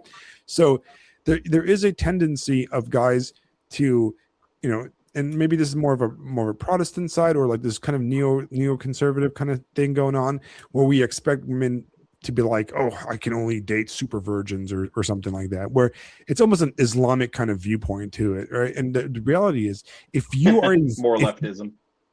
It is more leftism, right? In a way. Because the reality is, if you are like we are all, and Dr. Zachary Porky said this on one of his last streams, right? He said, yes, men are busted. 21st century young men are broken, right? They're busted. And they are victims of secularism, right? They are victims of the secular world. This is a fact, right? We are downwardly mobile, we are brainwashed, and everybody's shitting on young men. because they are victims of the secular world. Women, young women, with being fed this feminist nonsense and this evil crap, and all the stuff, are also victims of the secular world. All right, does that make sense, guys? Right, what I'm saying? Like, Yeah. all the behavior that we don't like about like women, they're a lot of it is they're victimized, right? They were victimized. Yeah, we're in this together.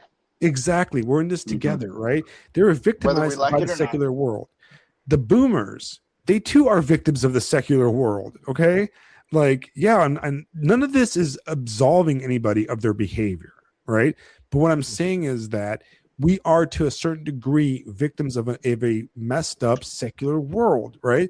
And a lot of these people just, it takes a lot of work and a lot of self achievement and self enlightenment to be able to, one, even realize that you're broken and the world around us is broken, right?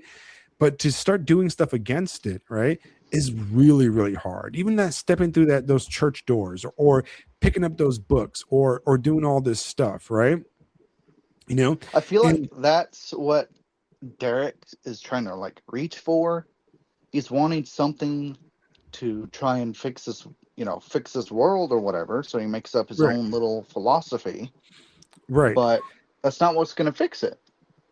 And that's the problem. The problem is, right, is that you can't fix it by cobbling together a philosophy put together from Wikipedia articles, right? Like, right away, Or if you Reddit start, or wherever he got it from. right away, if you mention Sparta in any of your opinions, you're probably wrong, right? You know what I mean? And harmful. It can become very harmful, right? Yeah, and he's very not educated in history, let's say it like that. Right. Very impressively so, right? So in the chat says, marriage is a mystery in which both of you work on each other jointly and severally, right? Orthodox marriage is like monasticism. It's, in a sense, it's about service to each other and to God, and to God by serving your family, which is exactly true, right? And that's what it is, okay? It is a mutual thing, and it's a very difficult thing. Marriage, look, I'm gonna tell you guys real fast, man. I've been married for 13 years now, maybe 14. I'm not really sure. I'm coming up on either 13 or 14. I need to look it up, right? I got married in 2014, or no, 2013. So whatever. That's 13. Yeah. Man, it's hard. And a lot of times it kind of sucks, right? I'm like, not even gonna lie to you, man. Having kids kind of sucks too. Like, I love it, but it also sucks, right?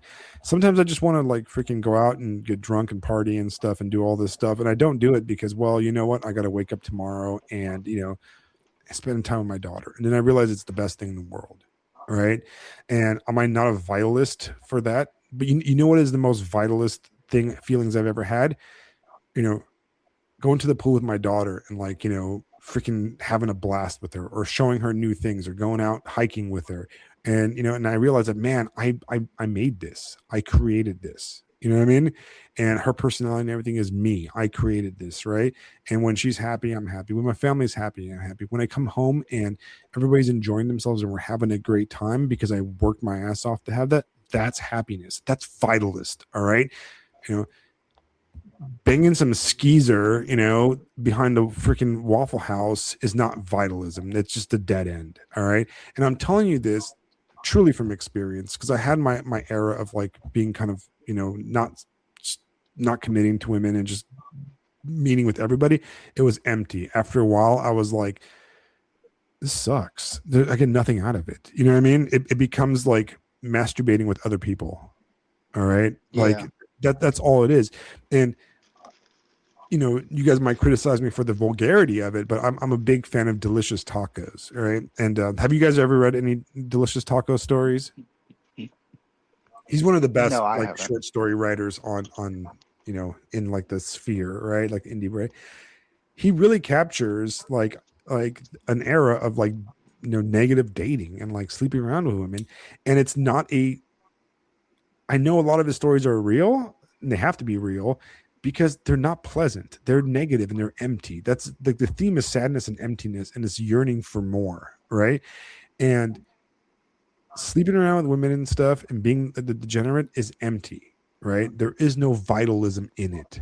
That's the problem. That's one of my main issues with this. Being like this Marquis de Sade character looks exciting, but it's dead inside, right? And I've mentioned this, right? What people yearn for, that yearning you have when you're trying to like come up with these philosophies and stuff, that yearning to philosophize is actually this yearning for something truly vital, right? Because listen to me, guys, right? And younger guys, pay attention, okay? If a dude is out there being a vital Chad and sleeping with women and all this stuff, he's not writing blogs on Substack about it. All right? If you're a vitalist aristocrat, you're not out here coming on freaking podcasts to talk about it. You're just out there doing it. All right? I don't think I looked at the internet once, like in a decade of being a single guy in my 20s. All right. Like I just didn't care about it because, well, that's a waste of time because that would get in the way of me going to bars and stuff or being out hiking or doing fun stuff. So if you're doing stuff, you're not on the internet writing about doing stuff. Does this make sense? Like, you guys get that, right? So Yeah. if a dude is telling you that he's being a vitalist, he's probably not fucking vitalism anything, right? It's probably just garbage, right? Right? Because if you have to justify that and tell people to do it, you're probably not doing it. It's like, have you ever met the guy like at the club or at the bar and he's like, you ask him, hey, what's your name, bro? And they're like, they call me Spider. And you're like, bitch, nobody calls you Spider. Like, you just made that up. You can't just do that. You can't just, you ever meet that guy? Like, everybody's met that guy, right? Like, you guys like, oh, what's your name? Oh, my name is Spider. Right? Like, look, all that stuff is empty because evil and degeneracy is empty, right? The reason why I love so much, right? Why I love the show True Detective so much is the first season, that is because in True Detective, it really showed the corrosive nature of evil, right? The whole idea the whole idea that evil is this like classy, like hot, sexy thing is a complete and total like fantasy. It's what the vampires want you to believe. It's a charm. It's an illusion, right? Dracula, underneath the charm of the count, he's a disgusting corpse, right? He's a disgusting piece of shit, nasty, half man, half bat parasite, right? Vampires aren't sexy. They portray themselves as sexy, but they drink blood. They're no different than a tick, right? A tick is not sexy, right? A tick is disgusting. A lamprey or whatever, it's a bloodsucker. So in the same way, evil portrays itself as like attractive and sexy and all this fun stuff, but really is disgusting, right? And that's the kind of like, we saw this firsthand with all these, with this Epstein stuff, right? Like these guys, portray themselves as living in a Stanley Kubrick's Eyes Wide Shut and, having sexy women and stuff, but it's ultimately gross. It's not any of that. It's just a bunch of retard fat people and stuff. It's like, what's that guy, the And physicist? baby oil. Or exactly, or the P. Diddy thing. It's like P. Diddy walking around like a cuck king, rubbing baby oil on dudes that are sleeping with women. That's literally disgusting, right? Like, and they're doing weird butt stuff, right? Like it's absolutely pathetic, right? And I think True Detective did a really great example of that. That like evil is disgusting and weird. Evil is not like Eyes Wide Shut parties. It's Ledoux in that creepy like and you know what I'm talking about? Like where he's wearing the gas mask and he's got that like sonar rod tattooed on his chest. He's in his tighty whities and stuff. That's the kind of stuff that like, true evil is. It's gross and it's debasing and, and it's empty. And when you're in that world, you strive for more. And in a way, I feel bad for people like Derek and people that read Derek's stuff. It's because they know that this world sucks to a certain degree because they haven't let good into their hearts. So they're striving. This whole like philosophizing ideas is a yearning for some trueness, it's BPD girls are the path to Carcosa. And the reason and being into BPD girls or like trying to like encourage that kind of stuff is bad because BPD girls are sick, and also males, and the males that are into BPD women are also sick themselves, right? They're not in good places, and these are the kind of people that You know who's a good BPD girl? Example of a good true BPD girl in media that was portrayed. I actually just thought about it right now. What's her name from Fight Club? Oh, Oh, I know who you're talking about. Yeah, I forget though. She's always like a goth chick in other movies and stuff too. Isn't she? yeah. She's Tim Burton's like perma girlfriend. You know, what is her name in Fight Club? You know, that's like a good example It's of not. like It's not ringing a bell. yeah. I forgot her Wasn't name. she in Waterboy too? No, who you're thinking in Waterboys? You're Marla thinking Singer, Marla Singer is a character from Fight Club. Yeah, that's what she is. Marla Yeah. Singer, right? That's the Okay. Helena BPD Bonham like Carter. prototype. Yeah, Helena Bonham Carter. She's actually the voice for like tons of stuff, right? Who you're thinking in Waterboy is actually my dream girl, Fairuza Balk, right? Who is Yeah, I also don't remember anybody's names. Fairuza Balk is the actress that was she's the main like villain in The Craft, and she was also the girlfriend in American History X, which is also a great BPD character, right? Like the Nazi girl, the neo-Nazi in American History X, and she's also but she's kind of known for like being the bad girl in The Craft. And she was also, as a young kid girl, she was the main character in Return to Oz, which was a completely crazy movie that I'm sure Lisa Kuznak has seen and likes because it's a really good, insane movie. But yeah, I mean, does anybody else have anything to add to this? Fisto, your I opinion? do not know. You pretty much covered all of it. Yeah, I think we did, right? Like, I think that you know, like I said, I always think that we should give advice, right? Like, I hate the whole idea of just kind of like look at saying things or like reading things or whatever, or like what is it describing things. We were descriptive, right? I think that we always should try to give some advice, and I think that the good advice is that for young men you should just try to be good, man, right? If you like, look, embrace it, become an aristocrat of the soul, right? Being an aristocrat of the soul does not mean putting up with bullshit, right? An aristocrat says no, all right? Just says no. Like you just say no. You say no to nonsense, right? Like an aristocrat has self-control, right? You can say, you know what? No amount of getting some is worth dealing with your bullshit. So if you're gonna act like this, get the fuck out. You know what I mean? So yeah, Yeah, like be a stoic and have some self-respect and stuff or something. right, have some self-respect. That's really the key. You know what? Even if the whole world sucks around you and everything's falling apart and you have no money and you're homeless, somebody with an aristocratic soul still acts well. All right. You can be an aristocrat in a prison camp. All right. You can be an aristocrat in a concentration camp. You can be an aristocrat in poverty. All right. And like you still have dignity. Do not debase yourself. An aristocrat should not be debasing themselves. All right.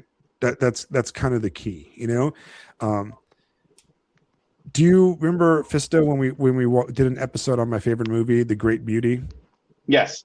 And do you remember that scene where they hire the poor aristocrats who had to pretend to be another pair of aristocrats when they went to go meet the nun or whatever? Do you remember that scene? Yes. Yeah, I remember. Yeah. They go home and she's watching, like she's basically walking through the museum of her old house that used to be here because they debased themselves for money, right? Yeah. That's such a powerful scene. That's like a truly like aristocratic sensibility, even though they failed and they debased themselves for money at that point, right? But yeah, like that's something that I don't think a lot of these dudes would understand. Yeah. Just don't eat at Waffle House at all. Like for example, I don't go into Walmart. You might bump into Will Martin or whatever. Dude, yeah, I don't go to Walmart. There's things I just don't do, like I don't go to strip clubs because I find them debasing, Ugh. so I don't do that. I don't go to Walmart, like Yeah. there's a bunch of things I don't do because I find them beneath me, right? But I go to Sam's Club, which is kind of Walmart, but it's different.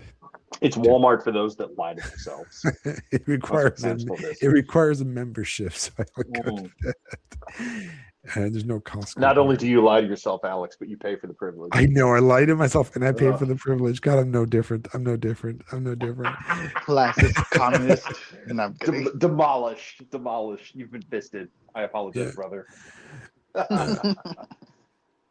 I mean, in the chat they're talking about what's her name, Carrie Fisher, but her mom was also like some sort of a degenerate, and I think it was all downhill from there. There's a lot of like women like Carrie Fisher's age that were basically all like molested and weird by the Hollywood, like new Hollywood kind of era.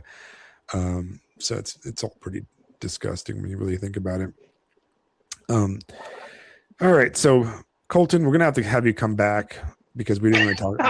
You know what? Like we're gonna talk about horror, but we're gonna another episode. We're gonna reschedule you, okay? Because we ran out of time, and I really want you on. I wanted to talk about like writing, and so Colton's got a new short story coming out in a collection, which is exciting. He's going to send me the link, and I'll put that out as soon as we get it. He's been writing a lot. You're still writing a lot. You're still doing your Substack stuff. Yeah.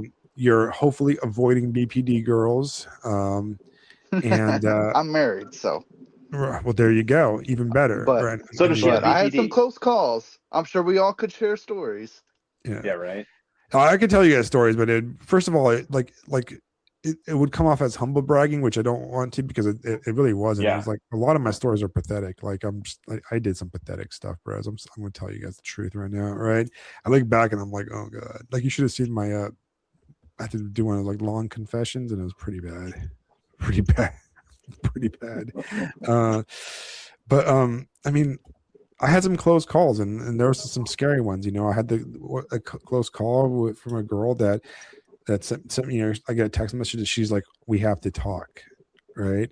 And this is a girl that was covered in snake tattoos, and when I was at her house for the first time, I opened her cupboard and she had more pharmaceuticals than the pharmacy. Right? And I get a text message that said, we need to talk, right? That's what it said. That's all it said. That was the text, right? And I was actually on a date with a different girl at that time, right?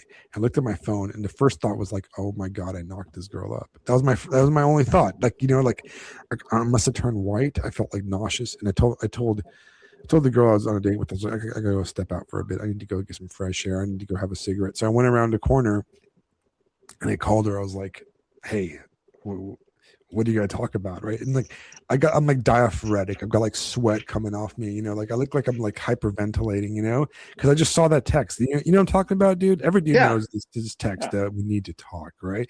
Like she's like breaking up with me because like I only hooked up with her once, right? Like a week ago, right? So she sends me this text message, and I'm like, oh my God, like it happened. I knocked up this like 6'2" like girl covered in snake tattoos from my art class, you know, and I'm like, I fucked up so bad, and I don't even remember. Like I was like, so she answers the phone and she goes, I just wanted to ask you. You guys are not gonna even believe this is the kind of shit she said, right?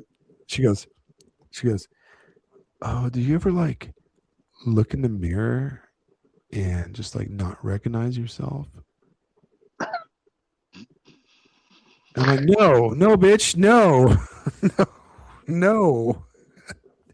no, I don't. I don't look in the mirror and not recognize myself. Like, is that what you want to talk to me about? And she's like, yeah, I just had to thought. And I was like, I honestly, Fisto, I wanted to throw my fucking phone through like into traffic, right? Like, you know, like a part of me was like railgun around through like 5 buildings. I went through like every emotion. First of all, like my fear, like just this panic of like, oh my God, I'm gonna have to like delete my Facebook and my actually before Facebook, I'm gonna have to delete my MySpace and like move out of the country or something like that. You know what I mean? That's funny. And I was like so like I was like, first I was like mad, but then like, well, first I was happy and relieved, but then I was like sad, then I was angry, then like just all these things, right?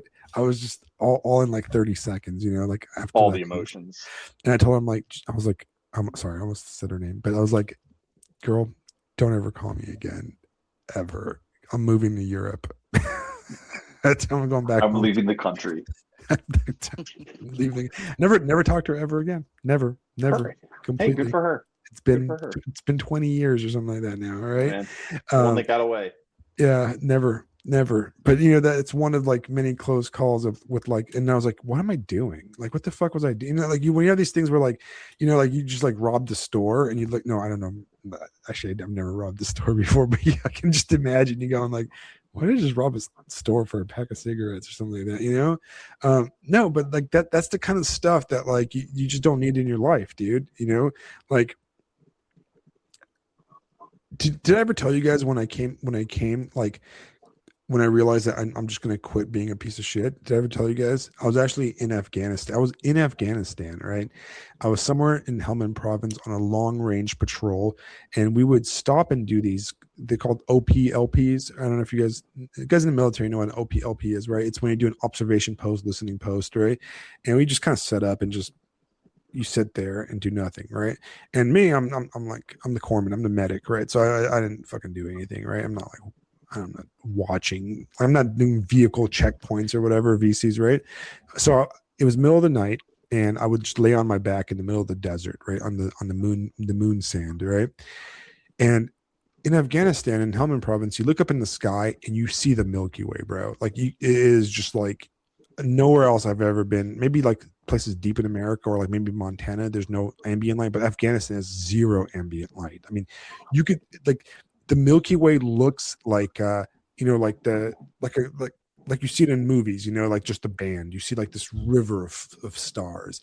And I would sit there like on my back with my whoopee, right? My little cami whoopee I had that I would bring with me, and I cover myself up and I would just look at that guy. One day I realized I was sitting there and I told myself, you know what? Like, I'm done with crazy women and I'm done with like partying and all that stuff, right? And it was like, it was really cold. So it's probably like 90 degrees. It was a cold night. It's probably like 90 degrees. There's usually like 140 during the day. And I was like, you know what? I'm done. I'm going to go back home. If I don't get killed, I'm going to go back home and I'm going to become like a good person. That's what I told myself. I'm going to become a good person, right? Like I'm not going to do any of the stuff I did anymore. And I went home. Well, I went back to the patrol base like later, a few hours later.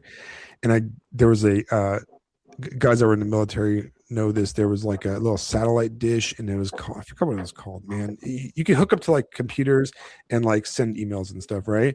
And I dumped my girlfriend, right? The girl I was seeing with at the time. I dumped her from Afghanistan.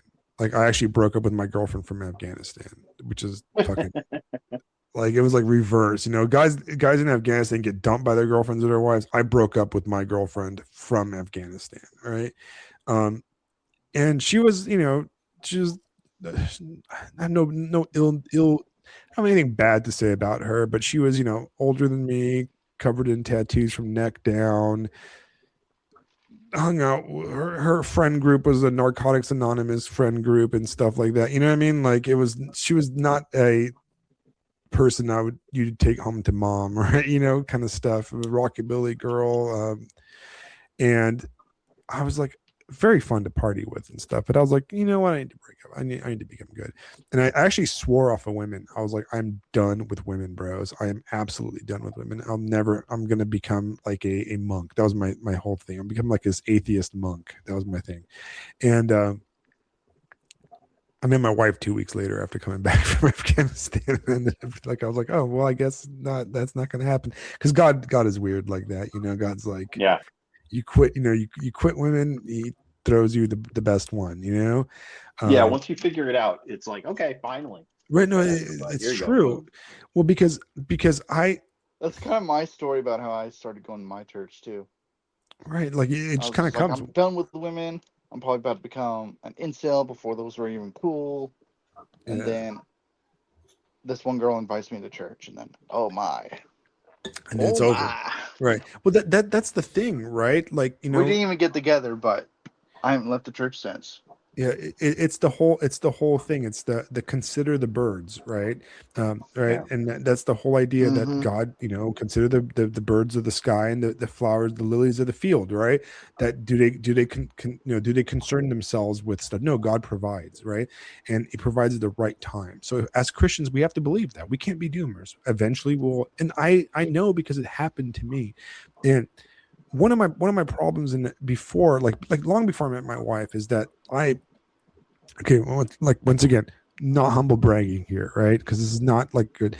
I had never had a problem sleeping with women, so I don't emphasize with people that like, I don't emphasize with people that like empathize with people that have a hard time like meeting women and stuff. So I kind of, I can see why some guys are frustrated with that, right?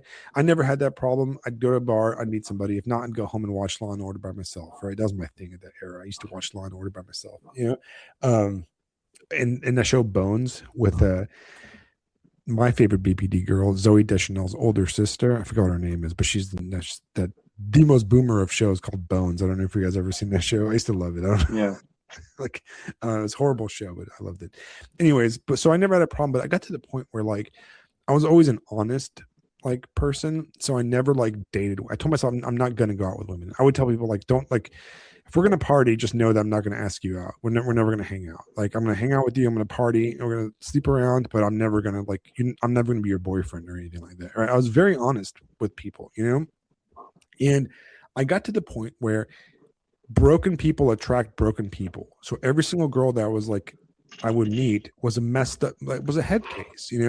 It was like I would meet a girl and I was like, oh, she's kind of cool. We'd hang out for a few bar nights and stuff, and then I'd find out that she had a fiance the whole time or something like that. And I realized that like, well, that's the kind of person I'm attracting because that's the signals I put out. I put out the signals to people that are broken because I'm a busted ass person myself. So of course I'm only going to attract the messed up people, and I'm never going to move out of this world. So I decided that like in order for this to work, for me to reset my life, I just had to just just abstain from dating, abstain from women, and get my shit together, right? And I kind of had it easy because at that time I was military and I deployed to Afghanistan, and I didn't see a woman for like 7 months straight. Right, so it was easy for me to do. So and when I came back, I was like a different person. Like my mindset changed. I was like cleansed it, but from it in a way. And I think it allowed me to reset my mind, my life, and it allowed me to meet my wife, who was a normal, not degenerate well, she was kind of a degenerate, but in a different way, like somebody you really want to keep around as opposed to run away from, right? So that's what I recommend. I recommend guys, especially young guys, go out and do something, dude. Like you don't have to like be super rich or anything. You can just go places, right? You can like look here. Let's do a like a let's do it. Let's do it. Let's do a thing real fast right now. Okay. Okay. Doing a thing. All right. Doing a thing. All right. So like right now, like if you want to go do some Eastern European slumming, right? A round trip flight from Savannah, Georgia to Bucharest is like $600. You tell me you can't save up that money and go like live on live in a cheap hostel for like two weeks or something like that, and meet some people Yeah. and get some experiences. But Right. what does the dollar convert to over there? I mean, it's about the same, but like a lot of stuff's cheaper, right? Like Because like you go to the Dominican, and this was a few years ago. $1 is 40 pesos over there. right, exactly. If you want to go, you want to be real exciting. I'm telling like I'm saying Europe because Europe is easy mode, right? There's not a lot of like. Well, yeah, I'm just saying they but you could want go to somewhere, and like $1 will go a long way. You want to be a vitalist? Go down to like Ecuador, dude. Go down to Chile. Go down to like the Dominican Republic, or go down to South America, right? And kind of explore. Like, listen, I'm telling you right now, right? My cousin, my younger cousin, she just decided to move to Chile for a year, and she went out there, and she did. She lived out there by herself, and she's not a millennial. She's younger. She's like 10 years younger than me, right? And she lived in freaking Chile by herself. Didn't even speak Spanish, right? She's Romanian. She only speaks Romanian, some English and French, and she's just like peace. And she went to Chile for a year, right? Like, and she did it, right? Like she saved her money and stuff and did it. So like my friend, one of my really old friends, like close friends, Debbie, she decided she wanted to travel and do stuff like that. So she saved a bunch of money while we were working at a coffee shop together, and she went to Germany and she spent like 3-4 months in Germany, like backpacking and stuff, right? So you can do it, man. You can do that shit, right? And you're like, well, but no, it makes you interesting. Okay, travel makes you interesting. Travel gives you a perspective on the world.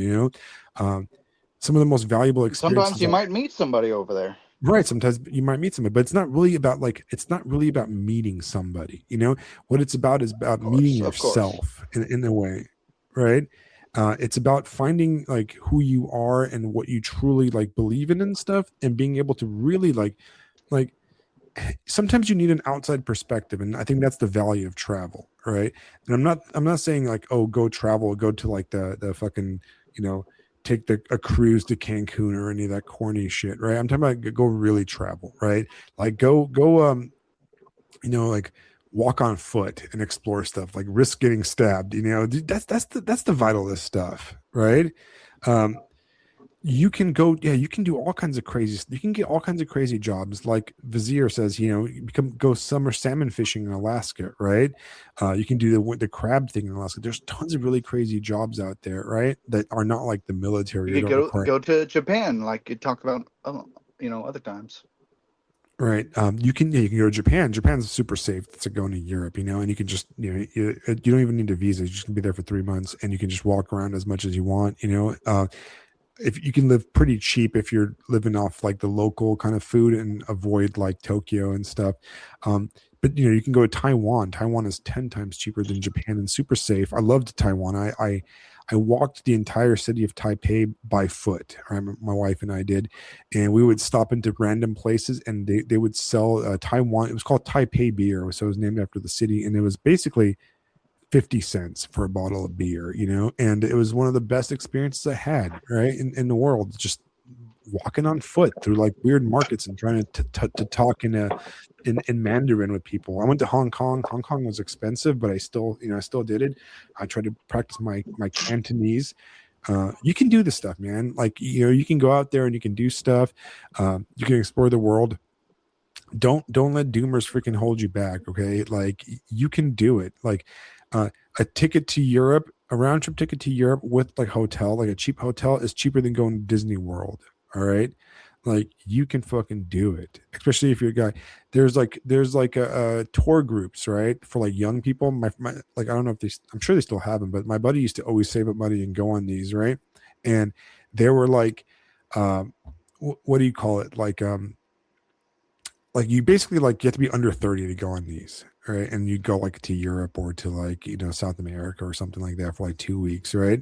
And it's like, do it, right? And if you don't want to, if you think you can't afford the great, like Europe or Asia or whatever, bro, America is one of the most beautiful places on the planet. All right, there's so much amazing stuff to do and to explore. Pick a hobby that's not freaking fake and gay. All right, so like not gaming or something like that, right? Like pick something that's like edifying and do it. I don't know, become draw icons. If you're an Orthodox guy, learn how to paint, like sculpt, do an art, write. There's so much you can do. All right, and if you're an interesting person and you do things, people become attracted to you, and if people are attracted to you, you will meet the right person. You know what I mean? Like that's just the truth, right? Like you should do really great things, not like lame things like being a podcaster or any stupid shit like that, right? Hey, I wanted to piggyback on the staying in America Yeah. thing. And I imagine it's probably even more likely these days. But a lot of people want to rip on corporations, and rightfully so. But when I was working with Progressive, I got to live in Colorado Springs and Portland, Maine. I got to see the country, and like going to visit a place is cool, but living in a place 3, 4, 5 years, 6 years, that's, man, you really get to know it, and it changes you, it develops you. It creates Right. a personality that you can't get by just visiting places. All right. Like if you're a poor bum in your small town, just go be a poor bum somewhere else. What do you Right. have to lose? Yeah. You know what I mean? Like Yeah. what if you like that's one of the that's a kind of a thing, right? Like I'm a poor bum, so I'm just gonna go be a poor bum somewhere else, you know? And like Yes. eventually Also, like Jason just said, lift weights. Yes, that's a right, great adventure. You don't even have to leave. You just lift heavy things. right, right. Yes, 100%. All right. All right, guys. I think that was a good show. I really enjoyed it. Colton, we'll have you on in like a week or two, okay? We'll follow up because we No didn't really get a problem. chance to. We got derailed by this topic. I think that we addressed the topic enough to where we don't have to go into it again. No, I don't want to go into it again. Yeah, we're done. I've officially hit over it. Right. Unless something like really just egregious occurs. Yeah. I'd say that anybody that is sympathetic to our side sees that this is not to be influenced, and anybody who's on the other side was never gonna. Just Lord have mercy, good luck. You'll figure it out one way or another. Right. And I think we made our point in our like to kind of like reiterate the point is that we are not disagree. Our main point is that we don't disagree that young men have it hard, right? We fully agree with Of that. course they do. What we're disagreeing with, and like I said, and we've got receipts. Me and Fisto have talked about this topic many, many times, right? Well, we're rejecting the premise. We're rejecting the premise that BPD type behavior is worth it, right?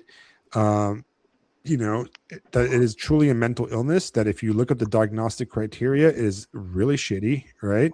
And that I reject the idea that as in any way linked to aristocracy or any aristocratic behavior, it's actually anti-aristocratic. You will find the most BPD people at Walmart in the hood or something like that, all right? That's the kind of people. And the whole advice is fraudulent and stupid, right? Yeah. And if you're a non-Christian messing with Christian churches, you should fully expect to get curb stomped. Yeah. Like, we're not rolling over and being nice because Jesus said turn the other cheek. No, that's not how that works. Even Jesus himself said, if the blind lead the blind, they'll both fall in the ditch. So yeah. Something about and he flipped tables. It would be better. Something about it would be better to have and a whipped giant people. rock. Yeah, a giant rock wrapped around your neck and thrown into the ocean. That wasn't a metaphor, bro. Yeah. Right. Yeah, that's not a metaphor, bro. Right. Exactly. So like I said, I think that we made our case. We stand by it. BPD bad. It's just, the whole thing in itself is insulting to people. It's insulting to young men and it's insulting to women. All right. Because, once again, the assumption is that those guys even have a choice. Right. Like whatever, and I really liked what Vizier said in the chat that you can be an illegal immigrant also. It's not just for Mexicans. Yeah, right? how it's funny. Like it's true. Not just for Mexicans. You can. Like that was funny. So I myself was an illegal immigrant to the United States, right? By accident, right? Because do you guys remember when immigration used to be called like the immigration or whatever? Like it was called immigration, but then it became the Homeland Security, like during like the Bush era. Well, in that era, they lost me completely. So I didn't exist for like 3 years. Like, so nice. I was like, I went to go. I'm calling like, ICE right now. Yeah, no, I'm kidding. Long gone. I've got my citizenship many years ago. But there was this era where I went to go renew a driver's license, and they're like, you don't exist in this country. And I'm like, what? And this is in California, by the way. So like, it was fucking, they really lost me if California didn't want to give me a driver's license. And I ended up like having to go to my lawyer, and I was like, what the hell? And he had to like file all these motions and stuff because they literally lost me. Like I didn't exist. Right. You were a non-person. I had a social security card and everything though, which was weird, but like, now look. Yeah. This was your secret agent period. This is your secret agent period. Don't lie to us. I know. I would, so like 3-4 years, I was technically an illegal immigrant. I didn't even know this, but I was driving without an actual driver's license, So I thought I had one, but I didn't, like, hey, surprise, And of course, like it took like another year to resolve all this stuff. So I was like, well, I'm still going to drive because, like I have to like keep working and stuff. You know what I mean? Yeah. But yeah. All right, guys. Have a good night. I will have this edited and out real soon. Thank you, everybody, for joining us in this conversation. I hope that we pleaded our case properly. Please like, share, and subscribe. Black Ibis Social Club, right? The account on Substack. If you really are a fan, I would love it if you guys subscribe to like the super cheap $30 a year to help me pay for all the software that we use and the microphones and stuff. And the number one thing you guys can do for us is really just share and have a great conversation. And I really enjoy it. And I really enjoy all the follow-ups, and I enjoy all our conversations on Substack. And if you guys have any people you specifically want us to invite on, let me know and I will. I'll send them an invitation. I do need to have Dave on eventually. And I definitely need to have, I need to, I need to have Stefan on. You guys will enjoy us talking in Romanian probably. I'll be our first foreign aimed. Do you speak any other languages, Fisto? Tiny bit of Spanish. Oh, I speak a tiny bit of Spanish too. Tiny bit of Spanish. Yeah. Okay. We did have some. We had a bunch of foreigners on here, though. You know, we had an Albanian. You know, Look at Jason looking to have trouble. He's looking. You know what? I would have Derek on. Like but like, I don't think like based on his performance on Dave's podcast, I don't think he knows what he's talking about. No. I would nail him down on every other sentence and be making him like explain everything in detail and like what are you exactly defining, what are you exactly talking about, like yeah, Dave, right, where'd you get this idea from? Like I'd interrogate the shit out of him. It would be so annoying. Yeah, for me, like Dave went really easy on him, and like it's almost easier to just like frame it in a totally different way. Right. Like I don't think like, you know, like I said, he didn't even really know like what DSM-5 was or anything. He didn't know the personality traits or anything like that. And it's just like it would be a waste of time, to be honest, because it's like you're arguing with Wikipedia article level type stuff, and it's just not that exciting. I mean, I wouldn't be opposed to it. I'd probably like, I don't know, like what is there to argue, you know, like it'd be kind of mean. Like this whole thing feels kind of icky because we're like 40 and we're like dissing on a 20-year-old or something like that, you know. But and Jason in the chat for guys listening later, he does say if I ever talk to him, it wouldn't be about BPD chicks, it would be about his church subversion. I have a feeling that he's lying about that stuff. I don't think he's really telling the truth. He said that, like, you know, he said Orthodox guys that. It's the online Orthodox guys in his Discord group. Yeah. I don't think like it just, like I said, anybody that's like really Orthodox and actually attends like church and liturgy and stuff, that doesn't even sound realistic, you know? Like, and not to say that, you know, we don't have arguments with our priests or disagreements and stuff, right? I don't know if you guys saw my whole thing about monastics. My actual priests commented on that conversation, guys, right? And I'm like, oh crap, I'm always embarrassing myself by being like I because when I write posts sometimes on Substack, like I'm perpetually internet brain because I've been on the internet for my entire life basically, and I tend to be I use a lot of hyperbole. Okay, I tend to like use like very like in like I will make a statement or some kind of a point that is very full of hyperbole, full of like shock value, and obviously when you zoom into it, right, you will like see that like that's not really what I meant, you know. I meant it this as an opener to something much more like, you know, nuanced, right? And I always forget that like my priest is out there looking at my stuff, and I'm like, oh my gosh, you know. And he's the coolest guy ever too. He's like one of the nicest guys in the world. So I'm just like, oh, I'm out here calling people faggots and stuff, and I need to remember. I need to take a note that I'm doing this, you know, like so I can actually talk to them in confession, which I'm desperately in need of going to confession. I have not been to confession since like. See, that's gotta be nice though, because you just be like, dude, you saw the discourse this week, right? Yeah. It's like, did you read my Substack? He's like, or like I leave out some stuff, and he's like, remember that one post? You know, you called so and so, and I'm like, man, sorry, I forgot. You know. Yeah. We were joking. Jason and John had me on their podcast, and Charlie Gross Radio, and we were joking about. There's this great clip that Substack actually pulled out, which is sort of funny. But they're like, man, how great would it be if I could have it? I can make an AI that can argue with my priest. I don't have to do that anymore. Yeah. Like, Anyway, right. It's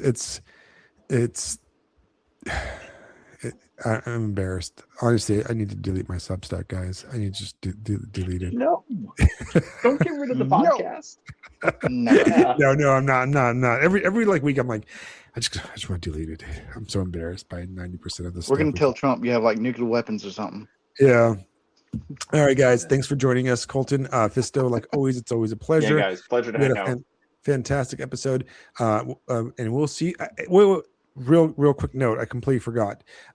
Next week we will not be doing an episode because I work nights next week. I forgot to tell you, Fisto. Right? So this is the first time I'm letting you know. What? So we're gonna have a 1 week break because Okay, cool. I'm gonna be out. Unless we do it, like I would say we could do it another day, but it's kind of a mess to do that. It like messes everybody's schedule up. Yeah. So we're just gonna take a break. And like sometimes I have to work nights, and it's just how it is, you know. And that's next week. And so yeah, I don't want to like, unless you guys want me to do a podcast at 11 p.m. when I get home. That kind of sucks. So it's not going to happen. All right, so it's going to be a 1 week hiatus. We'll be back the following week, and we'll have some cool topics. And I think we should next week, in 2 weeks, we should really talk about because you finally finished the Amazing Digital Circus. I did. We'll talk about that. I'll try to watch Backrooms, and we'll try to talk about that kind of stuff because I want to talk about the idea of like contemporary horror. What Gen Z and like younger have fears of compared to our generation or previous generations. Like, you ever notice that, like, I'll give you a little quick preview of my thoughts. You ever notice that like boomer movies tend to like have like fear of children, like Children of the Corn, The Omen. There's a lot of like children as like the fear of that, which has kind of gone away. Like the scary child is no longer a thing in horror movies for our later generations, but Gen Z is afraid of Office Spaces, right? So right. Gen Xers were, the zombie was like the monster of Gen X, right? That was a defining kind of character of Gen X. They were afraid of becoming complacent and stuff. That's what they saw themselves as. That society was the zombie invasion, right? The zombie failure. And now our fear is the back rooms, being stuck in the digital circus, right? Like a complete emptiness of existence, which is even worse than zombies. But that's an interesting conversation for next week. Okay, think about that, guys. And we will see you on Substack and everywhere else where great podcasts can be downloaded. And thank you for joining us. Good night, and have great dreams. Good night. Good night, everybody. Good night, everybody.